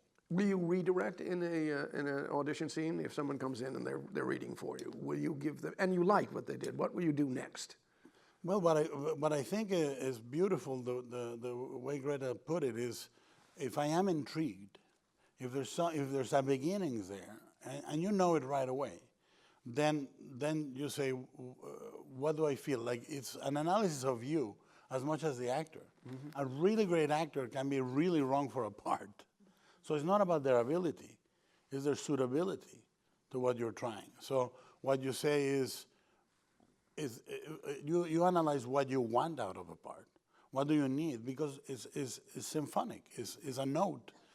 And sometimes that you may redirect and reaccommodate. And I've had actors, what happens is, for example, in this movie, one of the actors, the pipe ender, is the guy that was the reader for the casting office in Canada. And every time he would read, I would say, this guy's really good. The other 30 actors didn't get the part, but he's really good. And I you know, over 7 years, I read with him for 20 projects, 20 episodes of TV, 5 movies, whatever. And I kept thinking, I ended up saying, I wrote the part for you. That's great. Was there any role, because you said you wrote almost all these roles for actors you knew, was there any role where it was still a little more amorphous for you? And I'm not sure. Well, there's a particular shot that was very delicate for me. It's a single shot in the Cadillac dealership. Mm-hmm. And it was a single shot of a vendor that takes Michael Shannon from not wanting to buy a car to wanting to buy a car. And it's a single shot on a dolly on a dance floor. And I needed a guy that could sell. And I knew this actor. He had done a part on The Strain. And he was not particularly suited for that part on The Strain. But for this one, I thought, maybe. And he surprised me by coming in, and he was just absolutely convincing, beyond what I thought he would be. And the reason is he was not trying to sell. He was not trying to do what Greta said beautifully. He was not giving me his all. He was selling. It was the 20th time he had given that speech to a person in that floor. But he had the chops. So he was hitting like there's a moment where Shannon says, I'm just looking, and he says, I'm just talking. And and I'm just talking. So that little exchange, nobody else nailed. That was the point of inflection. And he nailed it in your audition. He nailed it on the audition. And from then on, it was, since it was a single Have you take. all been in the position, I want to hear, this is Martin, but where you actually said in an audition, you've got the part before the audition's over? Oh, yeah. Yeah. Little Rel Howery got it. So he came in to read for you? He came in to read. The character, he played Rod in the film. Yes, he did. And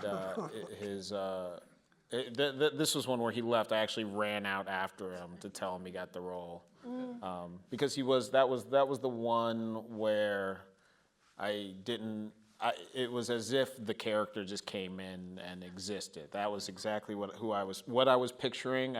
Although I didn't know it, but he came in. His audition was pretty rough around the edges. He didn't have.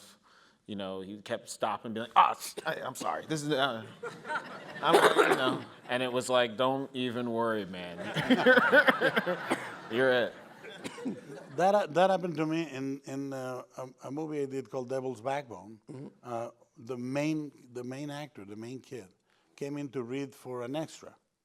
He came in to read for the group of kids that are in the background, and I saw his eyes, and I said, would you read this line? And he read the line, and he said, well, now tell me the same thing your way. Talk to me about it. And he talked to me about it. And before he left the room, he says, you're the main character. Which he said, cool. It's not like they go, so, but Didn't expect it, so didn't he expect it. said, oh, main character, extra, I got something. Martin, you come from the theater, so you know what the process is in auditioning for theater. Is it different, and how does it go for you?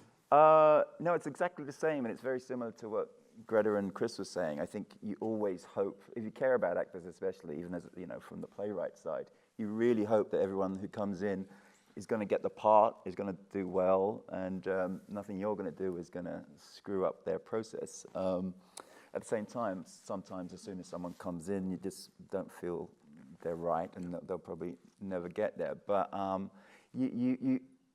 think if you've got any sort of humanity, you want to do it 2 or 3 times, and you do learn little things, and it does. It's probably selfish, but it does help you kind of focus down on what it is they're doing that isn't quite right, but what you do need in the scene. And if you're redirecting, and actors come in and you're asking him or her to do it a couple more times, what's the kind of language that you might be using? Well, it's usually, because that process is so short and quick,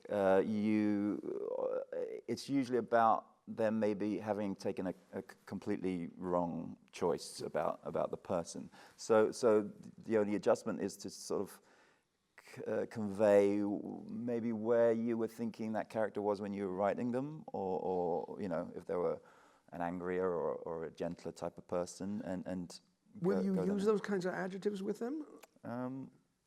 Or yeah.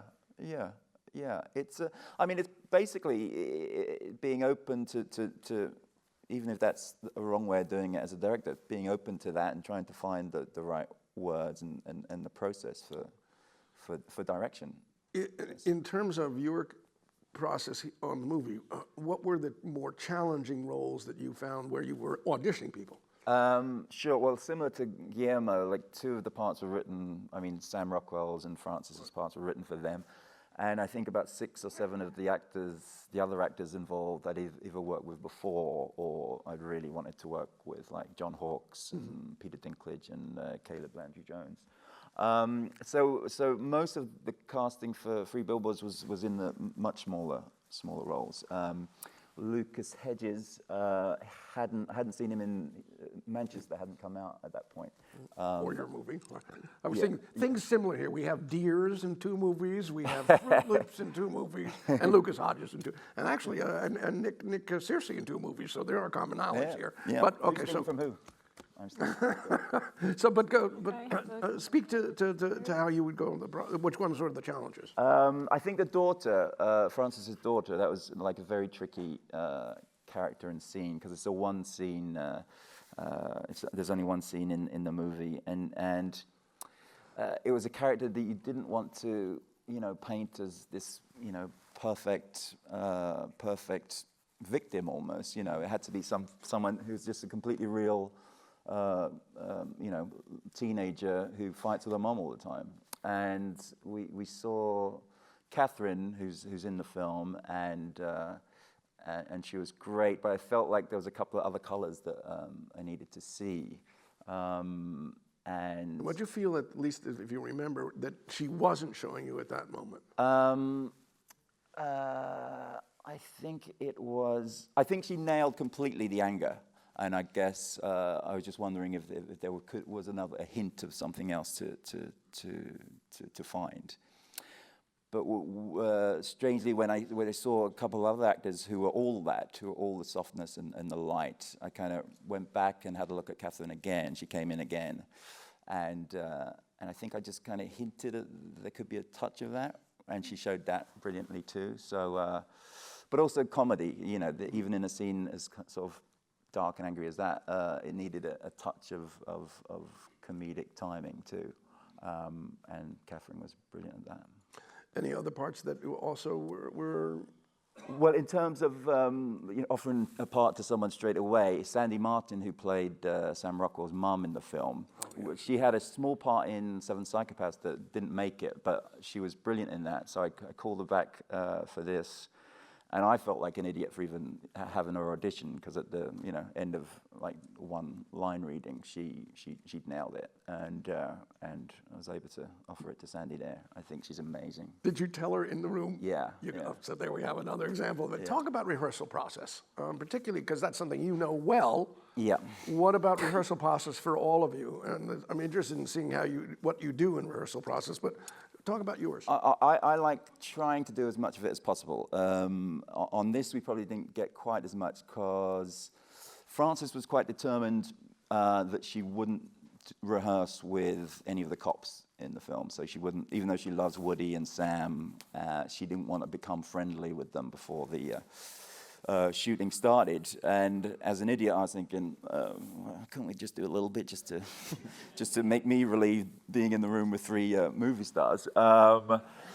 But she was right, and it shows in the film that that was unnecessary. But she was open to like the family dynamic. So we had a couple of weekends with Frances and Lucas and Catherine and John Hawkes as well. We rehearsed that. And what would you do in the rehearsals? What's the rehearsal process? Basically, just let them go at it. Let them go at the scene a couple of times, and then. Well, with Frances, I went around to her place like months before. She had the script like a year before we made the film. And we'd email over the course of that year. But maybe at the early prep, I went around and we just read it sitting across from each other. And I think it's in those times where I feel it's the most useful for me, because as the writer, it's almost more as a writer than anything, I can convey exactly why every scene is there, every line is in there, and even though that doesn't mean it has to be, the scene has to convey that emotion, at least that discussion is opened up. At least they know where you're coming from and the routes that we can go from that place. Same with Sam. We've got a history. We did a play together before. When you were sitting down and reading one-on-one with Frances, were there moments, because it's such a specific character that she creates? I don't know if she'd already gotten there when you were doing that work. Were there moments where she would ask or she would do, and you would say, this could go this way? How would you, what's the kind of language, again, that you would be using in rehearsal? Well, it was strangely, it was the comedy was one of the things we had kind of conflicts about, even in that very early reading. I was I'm always pushing to keep every single line in, but she was the lines that she was finding uncomfortable for the character were the comedic ones. That said, we kept everything in, but I think there was a little dance that we needed to make to find out what that was all about. I don't know, and it wasn't quite comfortable, but it was okay, and it never quite became comfortable. But I think that's what's still in the film, is that she is witty and she is funny, but she's not ever displaying it. But it's there, and it's uncomfortably behind that fierceness, I guess. And that's what we ended up with. But in the rehearsal or in the talk, we never actually found that solution or that compromise. But that was fine. Then in terms of rehearsing, it's just like let them go at it, suggesting other places that where a character could be gentler or angrier, but it's always about finding a truth. So if anyone's ever playing it actually for a straight laugh, even in rehearsals, it's more about letting them know that it's just about finding the truth and letting me and the DP and the editor worry about comedy. And who's in the rehearsal room? It's just me and them.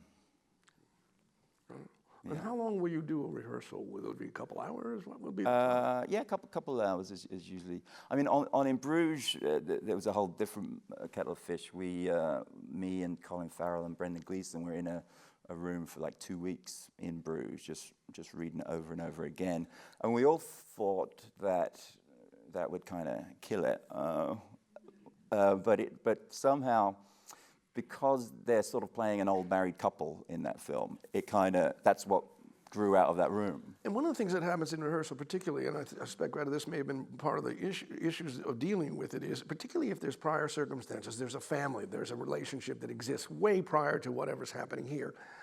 Obviously, there's a family in your movie. Was that one of the issues that came up when you were working with Lucas? Yeah, partly. Certainly, I think between Francis and Lucas and Catherine, that needed to be like an instant family. With John Hawkes, it was a little different because he's on the outside and he's been an asshole anyway, so that it didn't matter if that closeness was there. But I think especially between Francis and Lucas. And what did you do to do that, or what did you do to create, or what did they do? Just time. It's almost just about time. Just about spending those 2 hours every couple of weekends together. But we filmed in Asheville, and we're all staying in the same town, so we'd see each other in the evenings as well. And I think that's as much a part of rehearsals as anything else, just establishing that camaraderie.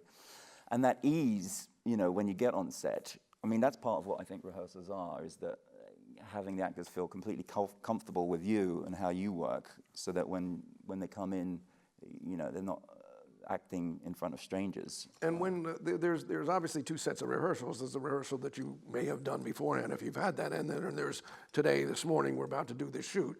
How are we handling that? What's the first thing you do on set in terms of, and do you quote rehearse a scene, and how does that work? Well, I find that like the pre-rehearsal, the rehearsal before the film starts, solves a lot of those issues. So once you get on set, everyone, I've always found, because of that process, they know what the character's about and they know what the scene's about. So it's just about blocking it and jumping straight into it. So that early rehearsal, I think, saves an awful lot of time. So it bonds you together, but it means that I think the actors know exactly where they're going when they turn. And having written these characters, and this is true for all of you, when you're talking to an actor, and particularly in this, let's say the first pre-rehearsal time, about character, what language are you using? I mean, these are people that live in every one of you. You've created them, but now you're asking these performers to recreate them. What are you saying to them about character? For me, it's just about conveying the place I was in when I wrote that person and those lines, and then seeing where they can take that, with how they've lived their lives and how they've have acted before. So I try to be as open. I'm not really open about line changes, but in that's the writer talking. But in the delivery, there's 100 ways a scene can go with the lines that are there. So you're open to that. To the way the scene, yeah. Got it. But I'm still interested because when you said the character, as you wrote, when you wrote it, where you were, but is it where you were or where the character that you were writing was when you were writing? It's where the character was, actually. Yeah. It's all about that person. And then, I usually leave a script for 5 or 6 years before making it. So it's not just where they were then, it's how I've heard those scenes over and over in my head in that intervening period. But then the trick is not to get tied up and caught in that being the only way to go.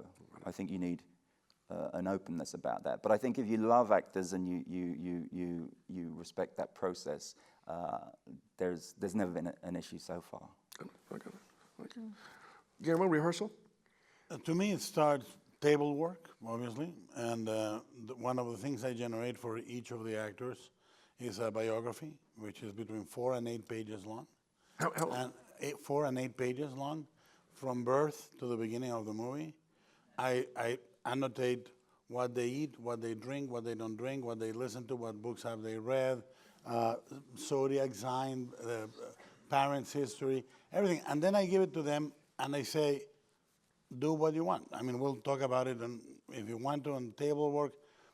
I'll give you Michael Stuhlbarg took it as if it was the Bible. His biography was he was from Minsk, so he learned his Russian lines with a Minsk accent. Richard Jenkins said, "This is great, but I'm not going to use it." and now every time we go to an award ceremony and he doesn't win, I say, "If you only had read the biography."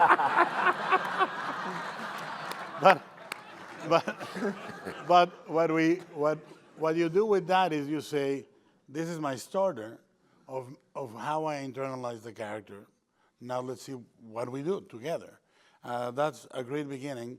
What I do is, again, the instinct to segregate factions of the actors, sometimes it works. I did it with Michael Shannon on Shape of Water. I said, you and I have meetings separate. You never rehearse with the group, because the loneliest character in the film is him. And I wanted him to be alone. And not just for effect of him being imposing, but because his essence needed to feel sad and alone. At the end of the day, as an antagonist, I wanted him to be alone. The one thing happened precisely in the scene that we just saw.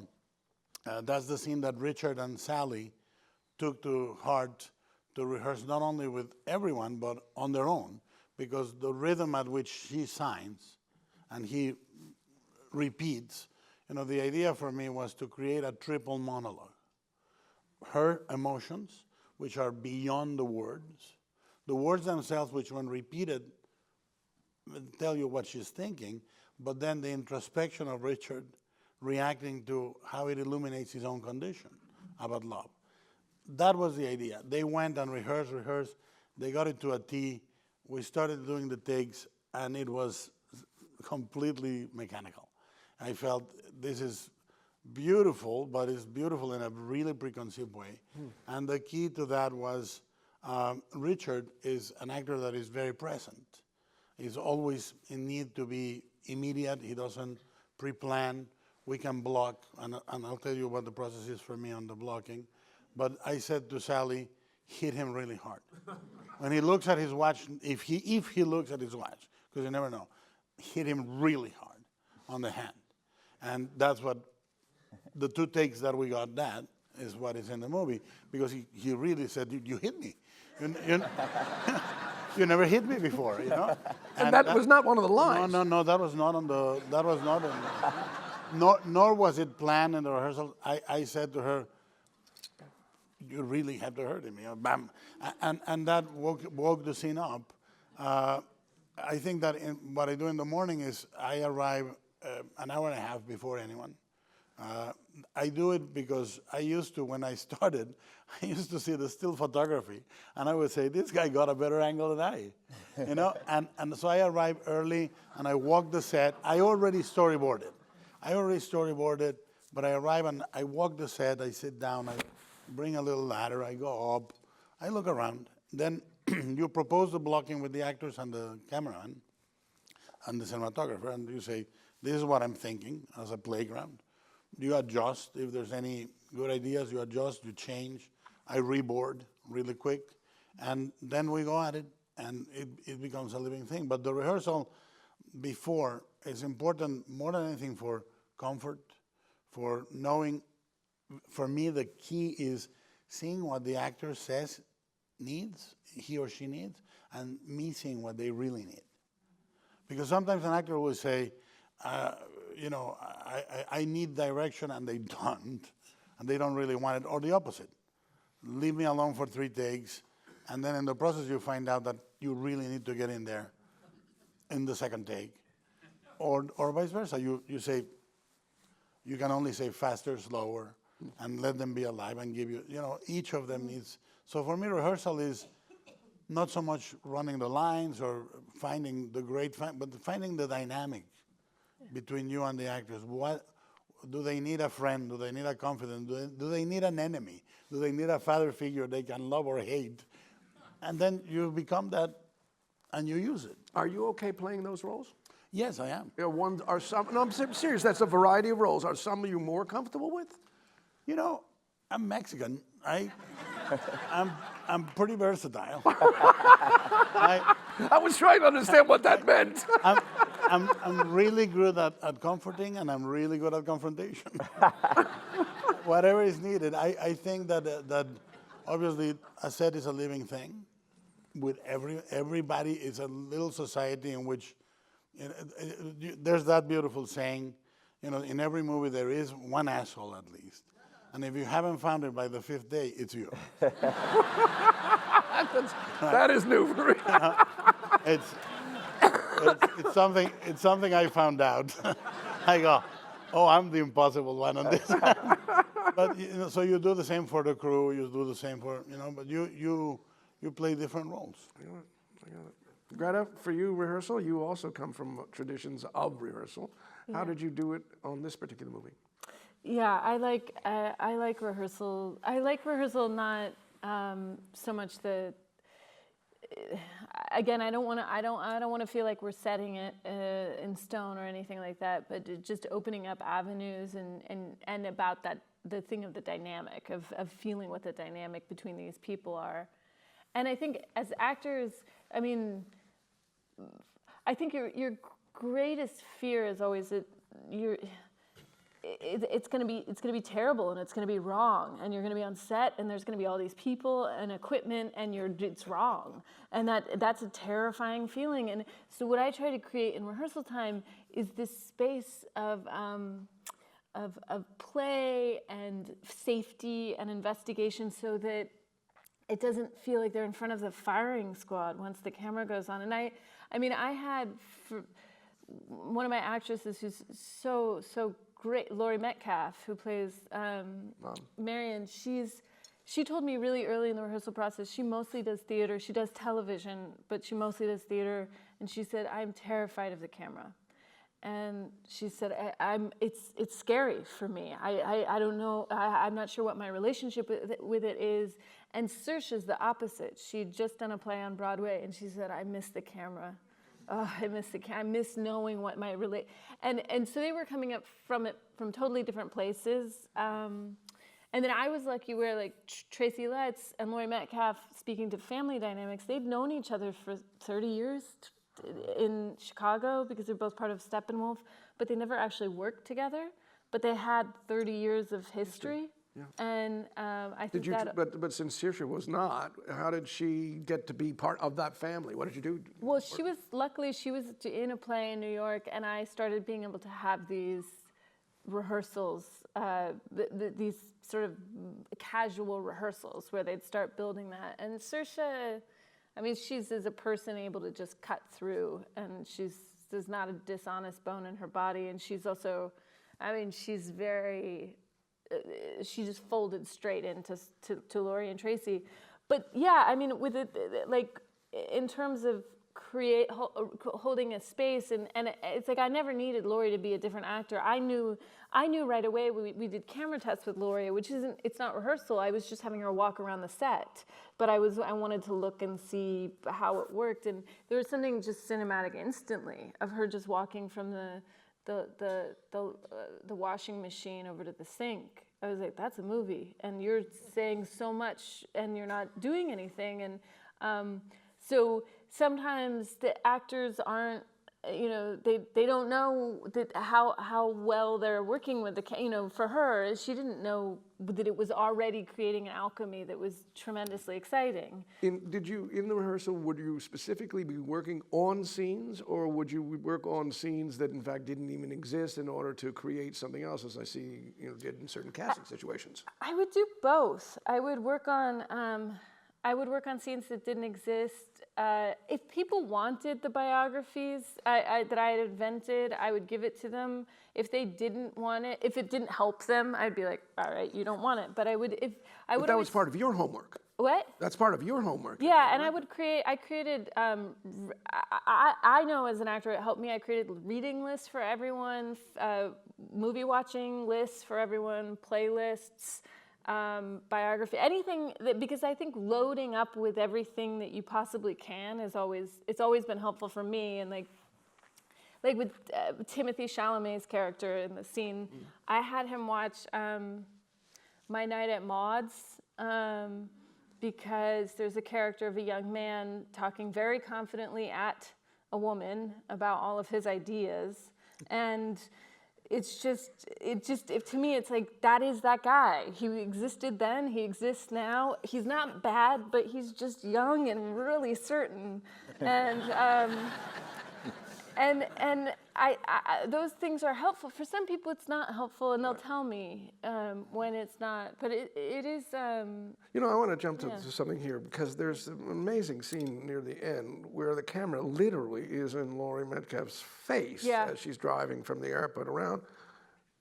Talk to us. How did that happen? Knowing that now maybe she was getting used to it, but you know. Well, originally I had an idea. There were many things that I had. I mean, this is the first film I directed, so you know, I covered myself. But there were scene ideas that I had. I was like, I want to do it in one. Like actually the opening fight car scene. I wanted to do that in one. I watched that scene in Paper Moon when they're fighting in that one take, and then I'm lucky enough, I know Peter Bogdanovich a little bit, and I talked to him, and he was like, that took 5 days of shooting. And I was like, that's so much of our schedule. I can't do that. Also, it's much easier to shoot one of those scenes when a car doesn't have a top, because you can see more of the landscape. There's great car stuff in Cleo from 5 to 7. Also, that car doesn't have a top. Yeah. Car tops are hard. Anyway, but so I had these ideas of doing these wonders, and then I was like, okay, no, you're not going to do the whole thing like that. But I had an idea of wanting to do. I'd sort of tried to create a way. I was like, how could we get a camera off of the car and into the airport? And there was just no way on our budget with it. So I had to find my way to cut it out. But I was like, I want you to be with it the whole time and then go in.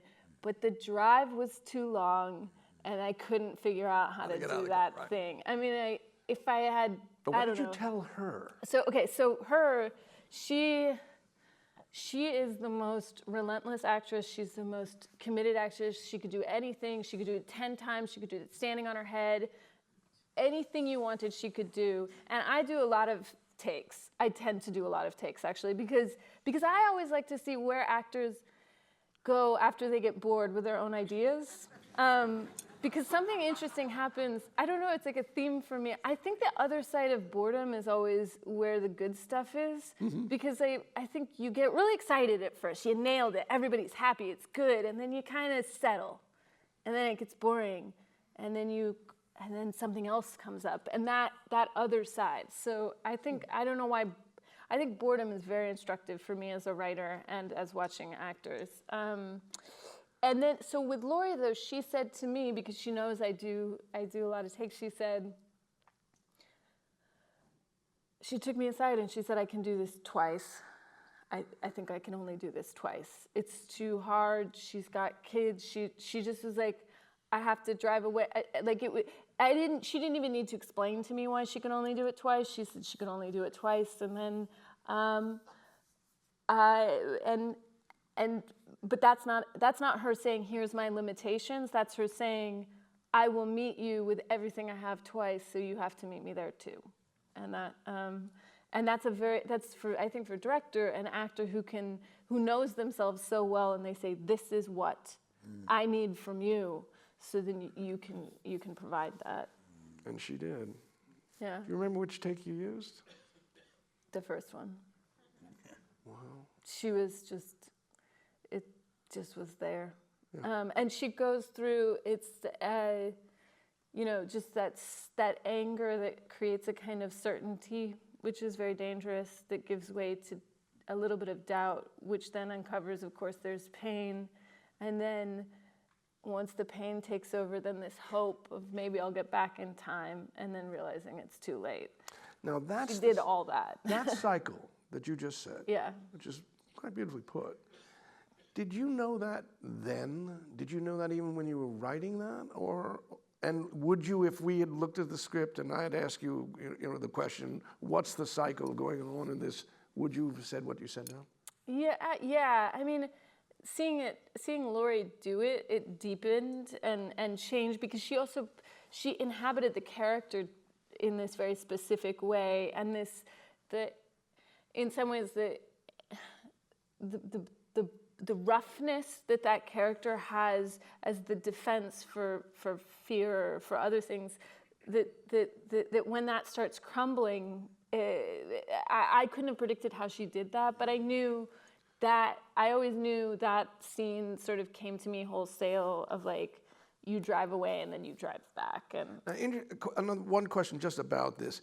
Did you discuss it at all? Or was this one of those moments both of you knew and she said, I'm going to do this for you, but twice, but that's it? Or did you discuss it? We did discuss it. We did, we did pretty traditional, particularly me and Laurie did very traditional table work, like you do in theater, where you sit around and every single line you talk through and you do this very, it's not intellectual exactly, but it is dramaturgical. It is like, Are you talking intention and character, essentially? yeah, intention and character and backstory and what does this mean, and she's very comfortable with that kind of work and she likes that kind of work. So we talked about it in that. And she knew that for me, I never wanted, I wanted to be careful that the emotional climax of the film was usually an aggregate. I didn't want it to happen on screen, but more like the rush of moments all together would give you a feeling. But that moment, I was like, that is the moment on screen. It's not happening in the hearts and minds and the vision of the audience. It's happening for this character at this moment. But we have to earn that because I'm not doing that very many times. Most of it, I wanted things to happen for the audience that weren't happening for the characters, if that makes sense. And in that moment, I needed it all to go together. So she knew that, and so she knew what was coming. I remember she said to me, she's like, it's like hanging over me. It's like a guillotine somewhere down the schedule. But I mean, I would do things like, to speak to just dynamics too, of just on set and how that becomes its own ecosystem. Like the opening scene of Saoirse and Laurie fighting in the car, I scheduled that for the second to last day of shooting, because I was like, I just had this sense of they'll be so locked into each other by that point that they will have each other's rhythm so nailed that you will feel like you're cutting into the middle of just life. Got it. As it unfolds. And I just knew that no matter how much we rehearsed, there's no substitute for those long days and hanging out and what that becomes. Yeah, it did. Rehearsal for you? We didn't rehearse too much, but we did have there was a table read where it was just me and them, and then we did this thing where we got this house. We shot in Alabama. We went down to got this beach house that was a friend of Catherine Keener's, who let us use it, and we went there, spent the night there, and the whole idea was we were going to rehearse, and we got there. This was the principal cast, maybe the family plus Daniel actually. No one else was out there yet. And we rehearsed a few scenes. I would sort of, it was kind of a hang session. It was kind of like, a bunch of artists chilling, getting to know one another on one hand. And then I would, at some point, pull a couple of the actors away into another room, mostly because there would be some kind of question mark in my head or about how this scene would work. So we did this with the hypnosis scene once. I took Catherine and Daniel, and we went into another room, and Catherine was there first. Daniel comes in, and Catherine just starts. Daniel just goes, hey, all right. So what are we going to? What's the deal? And Catherine goes, I didn't realize you were English. And he's oh, right, okay, of course. Yeah, no, I'm not. I'm just, and so they started improvising, and it was like this kind of interesting dynamic because, of course, it was, the much like the hypnosis, it had already begun, and he didn't realize it. So we did that once, and it was beautiful, and he ended up getting to this wonderful place, and was like, great, got it. Let's not do any more. That's pure. Let's remember everything that happened here. With Rose and Chris, we did a couple of scenes. That was important to if the audience didn't buy that relationship, wasn't rooting for that relationship, the whole thing topples over. So we really found what their connection was. And how did you do that?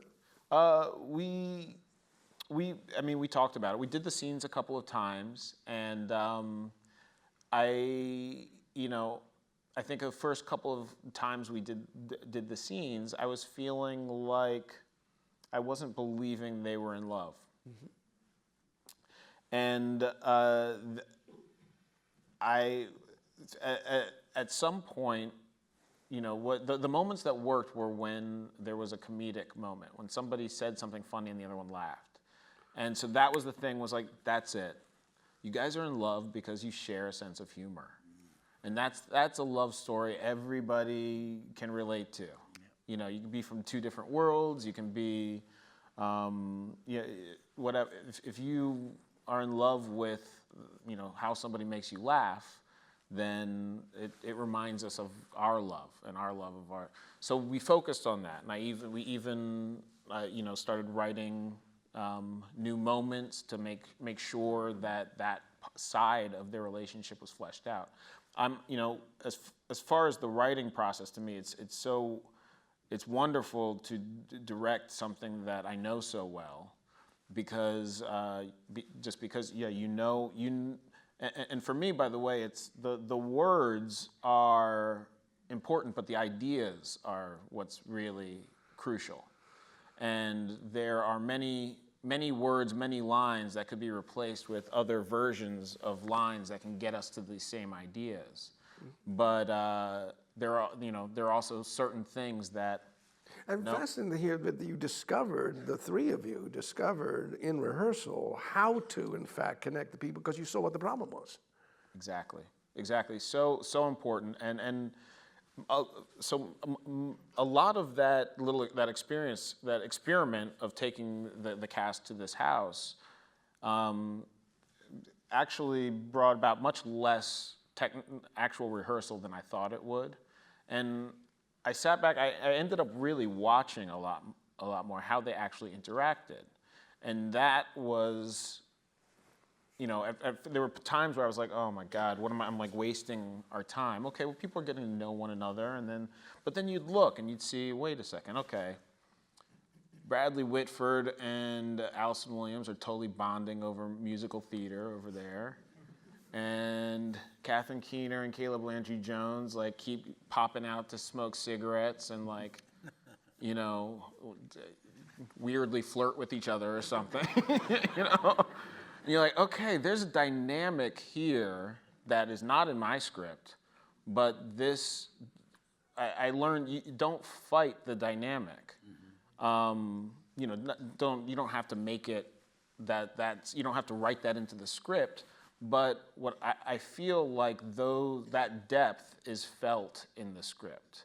I feel like there is a weird incestuous chemistry between Catherine and Bradley and Caleb in the thing. There is a father-daughter bond between Dean and Rose in the piece.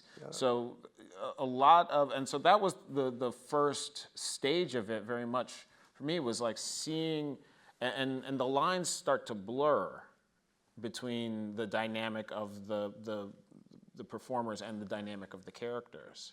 And there are times when there's even some sort of conflict that feels like this is, these two people aren't agreeing on how this scene should be played or whatnot, and it can be uncomfortable and it can be awkward. But I learned to not to try and solve that. That was life giving you the unwritables in a way. Nicely put. And then we would also, on the actual day, we would also rehearse, and I would continue to find things that just didn't feel natural, or it felt like we had to talk about them all the way up to shooting. I mean, I felt that the dynamic was never done, and even into the editing bay. You know, if I could go back and do more, there would probably be more revelations that I could find. So for me, it's just a consistently evolving process until you literally just can't, you know. Right, it's the right word, take it away. evolving. Chris, for you, rehearsal, and did you have some on this movie? I mean, it's been different for me on every film. I think you come into filmmaking, certainly as a non-actor, you come in with a quite childish idea of what rehearsal is. The idea that people need to say the lines again and again and again to know what to do. And the longer you work in it, the more you realize it's just about intention.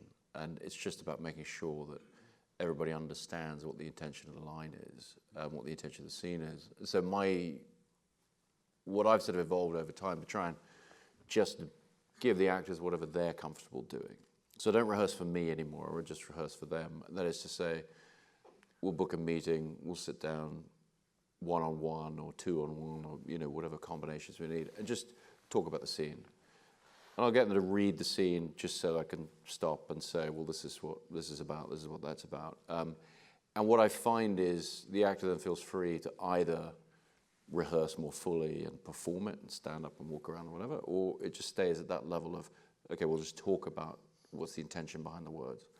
And that's more or less my sort of default process at this point. And I've done films where we had a lot of time to rehearse, we had months, and I've done films where we couldn't do any rehearsal, and we had to do it on the day as we went. The difficulty with that approach on Dunkirk is there are very few words to play with, and that really only works for words. So there isn't really much point in talking about when the explosions go off, how you're going to feel or whatever. It's like you'll figure that out when you get there. But the exception was the scenes on the Moonstone, the small yacht, led by Mark Rylance. And Mark is a brilliant actor who comes to the world of theatre. He's one of the legendary British theatre actors, and I'd wanted to work with him for decades. And he really pushed me to a process that I thought was fantastic of getting onto the boat really just over a long day with the kids who really hadn't done a lot of acting before, and Cillian Murphy, who had, and I'd worked with before and was very comfortable with. And what Mark really wanted to do was fill in the blanks. The script was written with all of the cross cuts between the timelines, and so there's always elision. And he wanted to explore with the other actors, okay, what would we be doing in between? What would have happened in the hours between this scene and this scene? And so we spent a day on the boat just doing that and just fleshing out all of that. And I think it was a very valuable process. It also told me that the physicality of the boat was going to be everything in those scenes. So there wasn't really any point in rehearsing in any other way. So in the end, what we wound up doing on the shoot, because we shot for about 3 weeks on this boat, it was a very small crew stuffed in, shooting on the open water, and to get to a clear horizon, you know, we had to motor out 45 minutes or an hour every morning on the boat. And so what we would do is we would rehearse the scenes as we went, and we would just rehearse, and Hoyte would watch and rehearse, we would talk about it, and just gradually we'd sort of look up and say, okay, we've lost sight of land now, we might as well just shoot the next one and just sort of ease into it that way. And that allowed it to be quite spontaneous and quite intimate. It's one of the more intimate films, that section of the film that I've made, actually. I know you've mentioned there's a wonderful moment, in fact, actually we see it here, when the boy says to Gillian, the kid's okay, which is not, George is dead. And there's an exchange between father and son.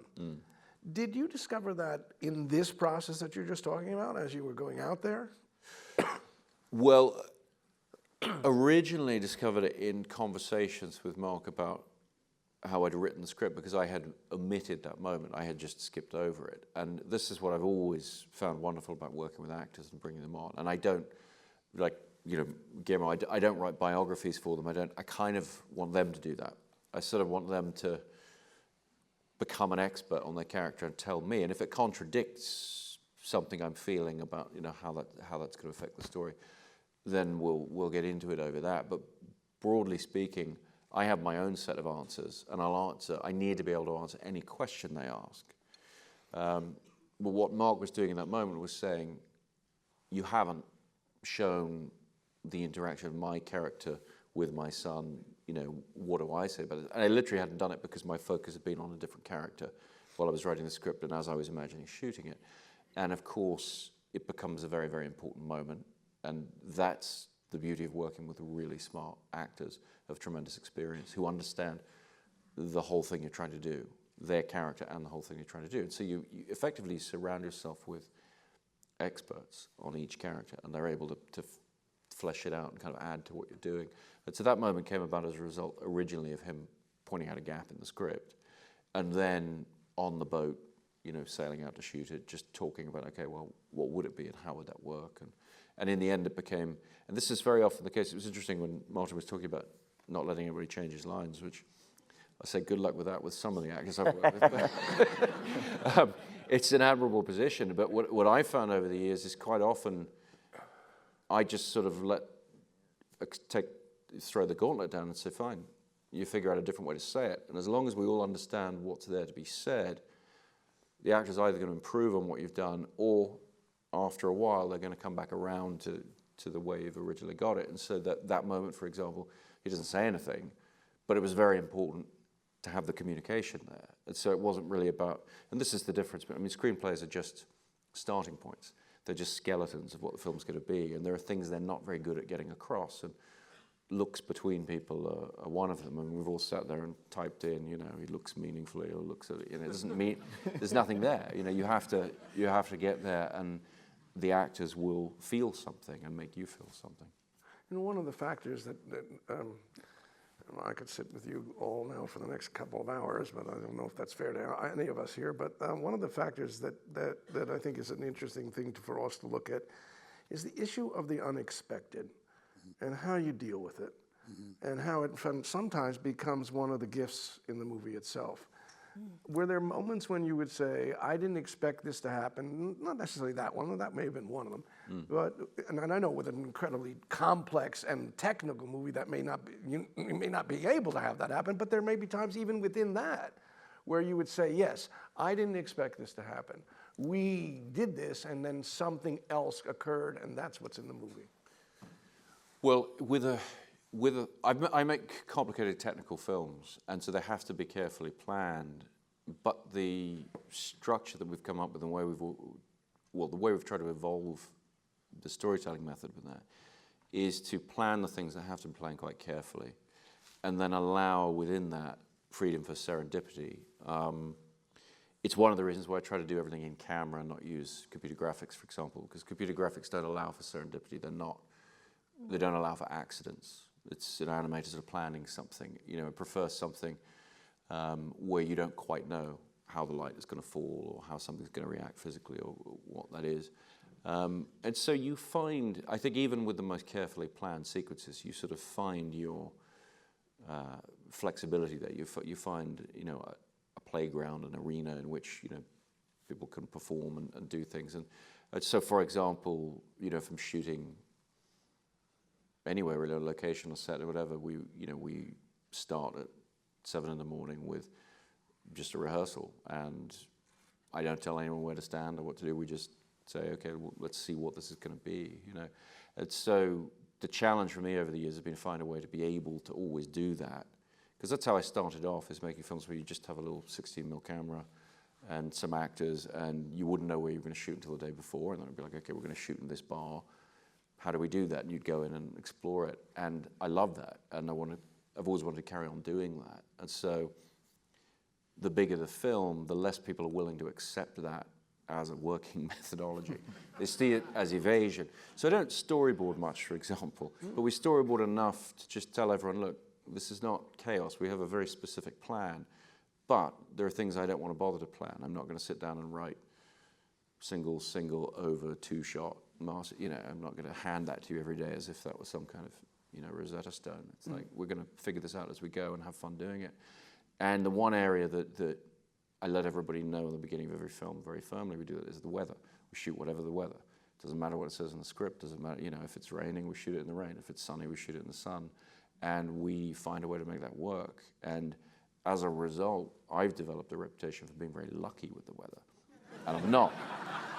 We've shot in some of the most appalling conditions, but everybody sort of understands that up front. It's like we shoot right to the point where the safety officer says the wind's too high or whatever, or there's lightning and you have to shut down. But because something magical visually will come from that. And the truth is, if you don't take that attitude, the weather gods will just laugh at you and laugh at your film anyway. You do. So, but it's one of the key areas where the entire visual patina of the film can be defined even by the unexpected. So the specific example I would give in Dunkirk is one of the more important visuals that we actually wound up using in the marketing campaign. Everything was this bizarre foam that spread up the beach, and it looked like snow. It looked like, something very odd. And that was a result of a set of scenes that we shot when we were shut down by weather to the degree that we couldn't go out on the mole set that we had built, and it was being destroyed by the waves. And so we went and we shot some of the other scenes on the beach in really horrendous and miserable and awful conditions. But it provided something that looked amazing that we never would have imagined, and couldn't possibly have planned, and it became a very defining thing in the film. Wow, that's amazing. I remember thinking about, I thought, boy, did they get all that suds stuff? Did they put all that in that? Yeah, it just happened, but I've had that in other films as well, where you just, it's like Martin was talking about earlier, shooting in the fog, or, I remember on the Prestige going to the foot of the mountain. We were shooting out the Mount Wilson Observatory and getting this call saying, "Don't even bother coming up, it's foggy." I'm like, "What are you talking about? Let's get in the car and go and shoot." And it was magical, and that for me is part of the joy of unexpected circumstances, is they tend to be just making you look at things in a very different way. See it differently. For you, were there any moments where you'd say, "Didn't expect this," and there it is? I'm having that moment right now. Well, in truth, you always are in that moment, and I think it's well observed. That's right. Well, that is a great point. I mean, as Chris said, there's so much life, so much beauty in those moments. And for this movie we did it for $4.5 million. So we were consistently thrown curveballs, and very, very early on, I made this decision that the curveballs, the problems, the walls that get put up in front of my face were gifts. That I could make the movie that I set out to make, and that would be fine. But every time that, the forces that be tell me, nope, you can't have this, is an opportunity to make a stronger choice than I thought of, than I originally had. And can you give us an example that you can think of? Well, you realize, okay, you can't have 40 background performers at this party. I pictured this big party where it was you get lost. We probably ended up, they said you can have something like, I don't remember what it was, 16, let's say. So that, to me, I go, well, how do I make that, how does that feel, and how do I make that work for my advantage, to my advantage? So it becomes about placing them in a very choreographed way. So we get this uneasy sense that it's almost like everybody who's supposed to be just acting, normal around the party is actually following some sort of script. And so just being, if I, immediately went, well, shit, there's the movie. I can't, if I can't have this huge party, then that's not what I pictured. If I did that, I wouldn't be open to this idea of this contrived placement of these people that ended up, feeling very, creepy and eerie and sort of undescribably so. That happened like 40 times a day, something would happen like that. Good to be able to take advantage of what's being given to an unexpected, always. Yeah. Greta, for you, would you say there are moments where I never expected this, and here it is, and... Yeah, well, I think similarly to Jordan, I had it was a limited budget. So, I mean, a lot of unexpected things happen just in pre-production, just as you're leading up to the moment that it's happening, and you just, I mean, I don't know about you, but I think with smaller movies, there's this feeling of like, let's just get people shooting. Like, and it's that lift-off moment, because I've been part of so many movies that have just fallen apart. You know, it's happening, then this happens, and that, and then everybody, it falls apart. And so, I mean, I don't want to, I mean, there were days when it was just me and the AD, my first AD, Jonas, and my DP, Sam, and there was no one else driving the ship but us. I mean, to the point of like, let's just go scout grocery stores we've been in right now, because we don't, like, if we don't keep this going, because it's just, that's the nature of making very small movies. Things fall out and things change, and I think that you have to be a bit crazily relentless about it, because there is no reason it should exist on some level. I always think about the French word for director, the réalisateur. That's a terrible accent, but it always felt like to me to be a more accurate description of it, that you have to realize it. Yeah. It's not that it's in front of you and it's just waiting to be instructed. It must be realized. It has to be realized by you. Because it's impossible without a team and a support system, but you are the one that has to keep moving that forward. So in some ways, to me, once we were shooting, there were unexpected things that happened, but getting up to that point of like, we're shooting, this train is moving, that everything before that moment was the most like, oh God, we've just lost this, or this fell through, or, you know, every day. Guillermo, any moments that you would say, this is a magical moment, hadn't intended, here it is? Yes, I mean, and that is part of what Chris was saying about shooting in the water.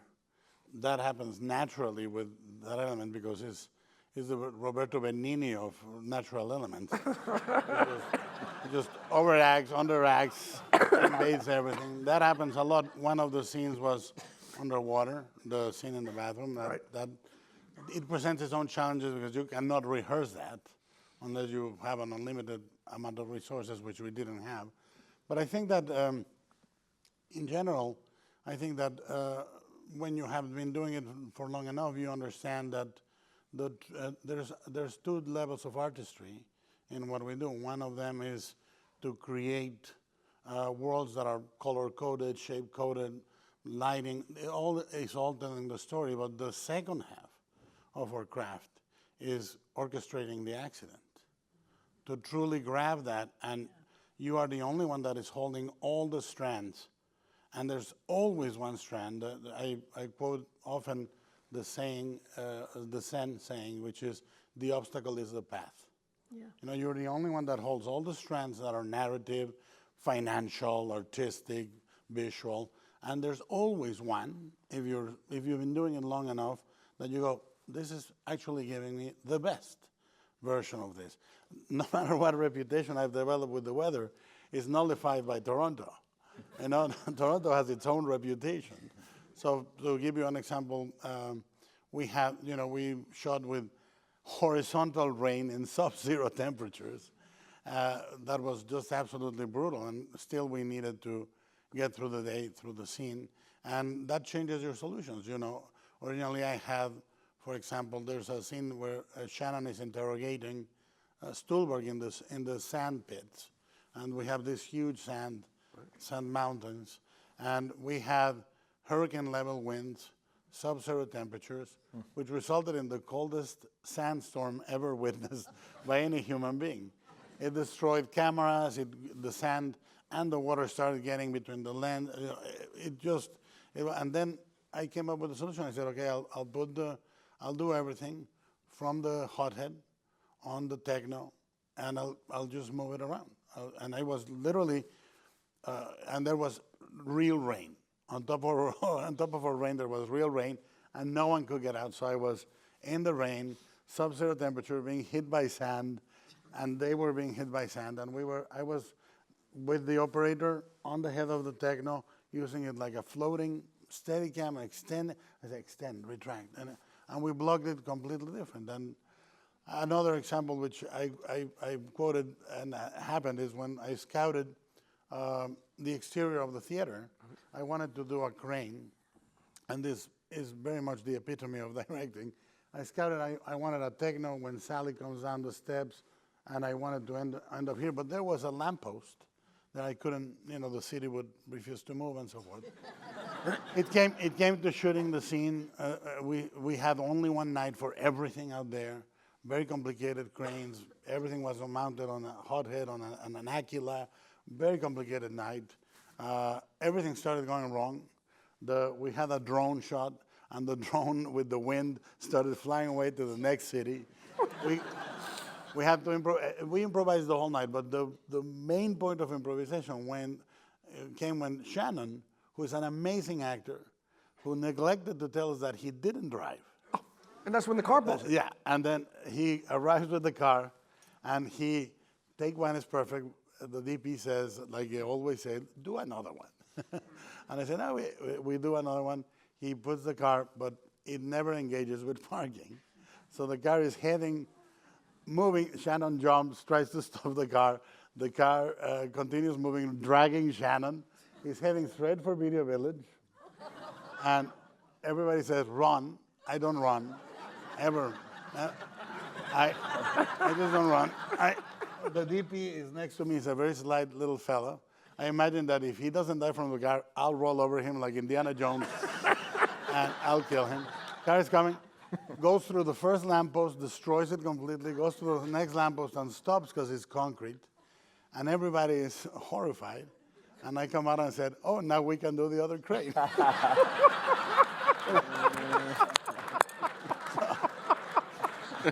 That's what we do. Got it. I mean, this is a Mexican way of doing it. Absolutely. No, but it is true. It's every crisis, and I agree with Chris. If this is a circus, you are creating an arena. You need to define, prepare, plan, codify everything. So within that space, there's not such a thing as unlimited freedom. That's madness. You need a limit to be free within that limit. So the more you prepare, the more the accident will be benign. What I think is a disaster is when somebody doesn't prepare and an accident happens. The reason why we can have the strands and say, this is the good one, is because we were fully prepared. And then you can identify the opportunity. But if you don't, the opportunity melts with the disaster and you don't identify. Well spoken. Well spoken. For you, would you say, where does accident play? I'm never going to beat that, so so I think I'll just go Pete. No, just less of a technical one, but it's almost more about me being a bastard about the script and sticking to it. And when that didn't happen once, there's a little scene between Frances and Woody Harrelson when he coughs blood in her face. And in the script, it was, he says sorry, and she says, I know, and then goes out. But one of the takes, she because they were so connected and so empathetic towards each other, she just said, I know, baby. And she only did that once in the scene, and it was just purely a Frances moment, and it was the only moment in the film where there's a proper, gentle, humane connection between them. So it's less of a technical thing going wrong than an actor choosing something different that was completely right. But you provided the space where this can happen. I provided Frances McDormand with the space. I'm thinking about, there's a very complex oneer which goes from Sam Rockwell walking across the street, and there were so many potential things that might not have worked. Yeah, but that was strangely, and it's kind of like what Jordan said about when you pre-plan all that stuff, and it's surprising that it goes right. And you have actually, so we had a great stunt coordinator, Doug Coleman, and great, actually there was no visual effects, but the people making the glass, so it was all about stunts and replacing stuff quickly, and a great Steadicam operator, Steve Campanelli. So we prepared it for like the early days of prep and mapped it out. And you knew you wanted to do it as a oneer? Yeah, that was written into the script as a one. And why? Do you remember? I think just following in character, knowing he's going to do something horrible, but not breaking that with a cut. Just going and knowing it's going to be horrible, but and however long that takes, let it take it. And we even kind of cast the town to have those dimensions, so you could follow from one building literally up the stairs into the next. And because we know that, we know where the office is and we know where Caleb is. And but it was just about the stunt coordinator and the first AD coming up with these solutions to the problem, which involved Caleb getting hit, going down, the stunt guy swapping out in the same clothes, being thrown out of the window at the same time as Caleb is running back down and being bloodied up, costume change, and then following in the same time. When he does that face punch to her just as he's coming back down, what was the staging for that? Do you remember? Just to make it as funny as possible. Uh-huh. Kidding. It was it's just about like timing the stunts, and Caleb has to do the blood pack himself. Anytime you're doing like a one like that, you do pre-planning. You don't want anyone to do anything out of the ordinary. Sam Rockwell, of course, had practiced like this baton twirl and this great spit that was completely news to us. Two things that could have easily gone wrong, but every single, we only did that 5 times, and the first 2 or 3 couldn't be used, but we could have used, like Jordan, we could have used 4 and 5, but the spit was best in the one that we chose. So.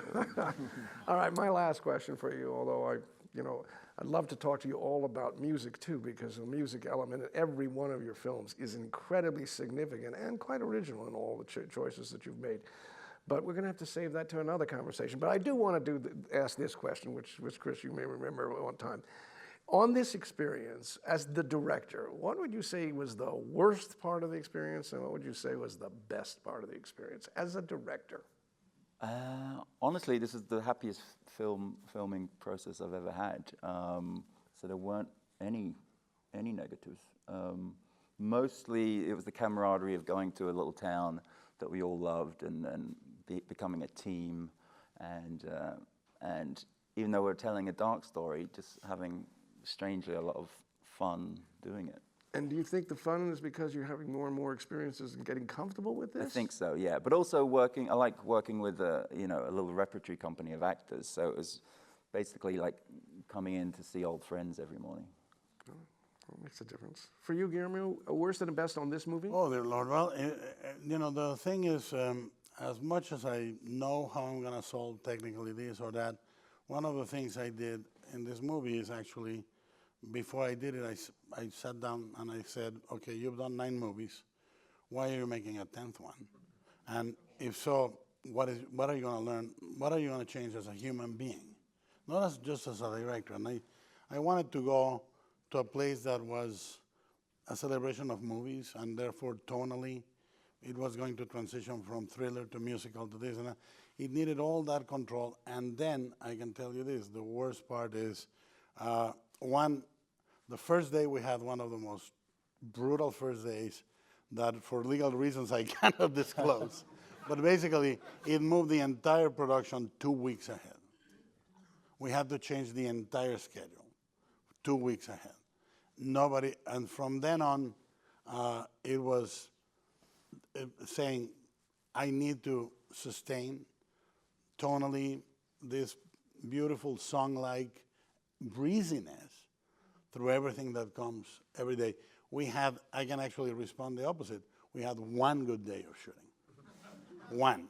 Wow. Which was the scene in the theater where the creatures watching the movies. That was part of this homage to what movie making is and so forth.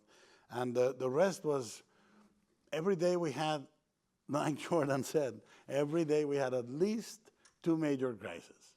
Every day something, a hurricane, this and that, an accident. And I think I'm going to answer, the best part was that, too.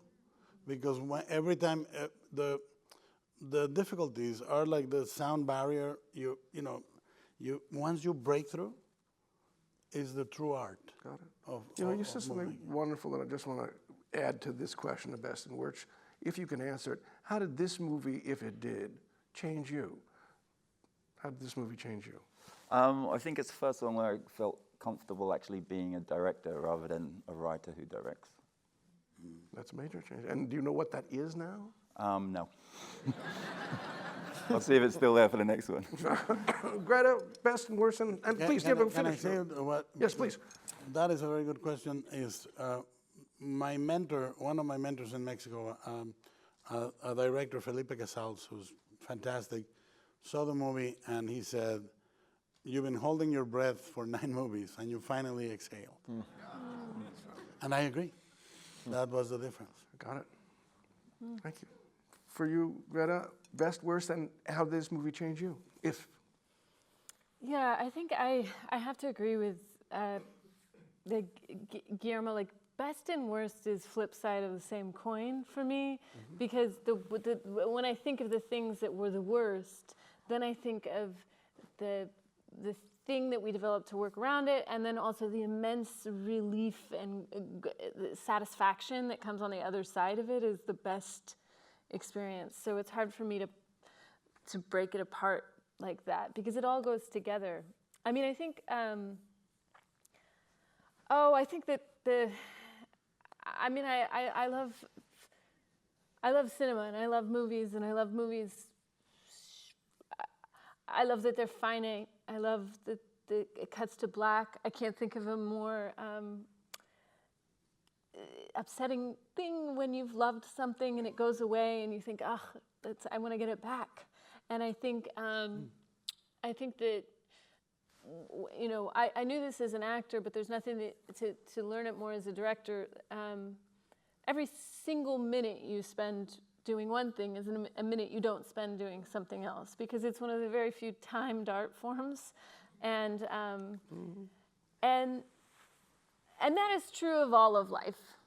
Every minute you spend doing one thing, you're not spending that minute doing something else. But there's a vividness to it when you're making a film that you suddenly feel your own mortality in a great way. And then I think when you go watch a movie that touches you some way, you feel your mortality. You feel that end. You feel that parentheses. And I think that experience of that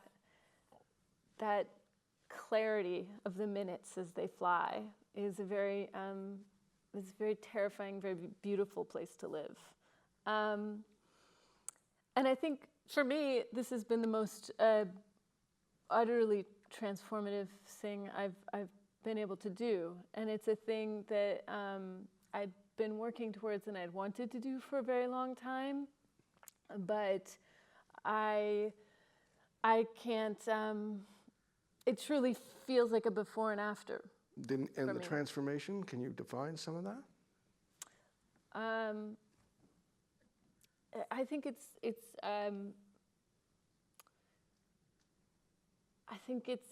like realizing that you, because we've been talking about you, it's like realizing you have the ability to breathe underwater, and you're standing on the edge of this ocean and you say, no, I can't go in, I can't breathe underwater, and somebody says, well, did you ever jump in? And you say, no, because I don't want to drown. And they say, but what if you don't? And then you don't. Got it. Nicely put. Jordan, a best and worst, and how you've changed because of this movie, if so?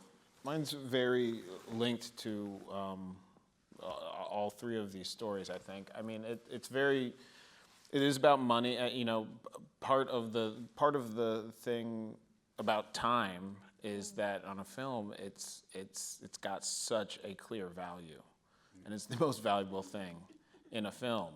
And so, you know, remember I was saying that I love to give the actors as much time as they need, as we need to figure it out. And you know, about 2/3 I'd been operating that way, and about 2/3 of the way through the movie, you know, my AD's looking at me like, today is not that day. And I looked at what we needed to get done, and it was not that day. And it so happened to be this day we were shooting this scene that is it's the keys scene. So after Chris discovers the pictures of Rose, we all realize she's in on it. There's next 4 minutes is this scene that's in this nebulous territory where everyone knows everything, but the tension hasn't broke. No one's said it. And it's this dynamic, this social balance, and that crescendos into Rose holding up the keys and saying, I can't give you the keys, babe. So in the beginning of this day, this was the first day I came into the trailer and I said, all right, here's the thing. I know how we've been working and everything. This day, I know everything I need to get. I've seen it. I'm gonna ask you guys to just trust me on this one. This is not. We have to move or we're not gonna make our day.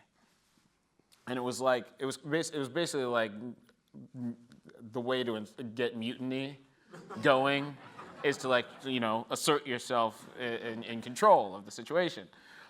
So it was this situation where all of a sudden I've got a bunch of actors who are like, whoa, I'm used to this process where I know what I'm doing, and now you're telling me that I don't get to have that luxury anymore.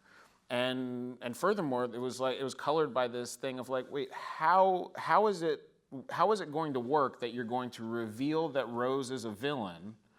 Then we're going to have this scene, and you're going to reveal that Rose is a villain again? That doesn't work. And it was this thing it was probably the hardest thing for me to describe why it would work. I knew it would work. I saw it. I felt it. And it was the most difficult day because I'm asking people to trust me. They are, but they're maybe uncomfortable with it. And time is running out. And but ultimately, I got them to do what I needed them to do, and it came. And that final performance from Daniel at the end of that scene where he yells at Rose, show me this key. There's the one. We did it several times.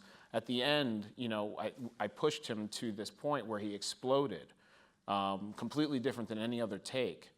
And it was this moment that Guillermo's describing where it felt like we went through the darkest, the sonic boom, and we got out on the other side, and it was this beautiful performance. It was this beautiful scene. It's one of my favorite scenes to watch.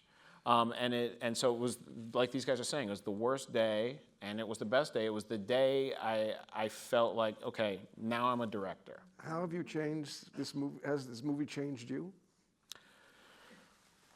This has been a dream of mine since I was 12 years old, making a movie. I've wanted this so bad that it hurt. It hurt in my stomach. And part of what hurt is that I didn't, I knew it was just a rare privilege to get to make a movie. And so few people got to, and I didn't know if the confident, there were so many reasons I doubted myself. And so to come, many years later, realize that in the rest of my life, as I abandoned my dream, I never really actually abandoned my dream. I've been working towards building the skill set to do this movie, and I'm so glad I didn't try and do it earlier. Thanks, Jordan. Chris, best and worst, and how has this movie changed you? Finishing is the best on the worst, always. And as far as has it changed me, I'd never done a film about a real life event before, and I don't think it changed me in a filmmaking sense at all, but I think I come away from the experience feeling that I had a very inadequate grasp of history and its importance, and I think a lot of people do, actually. So I think in that sense it's probably changed me somewhat. Well, the work that the five of you have done have changed all of us. We are incredibly appreciative of your spending the time and sharing with us You are remarkable filmmakers, and thank you.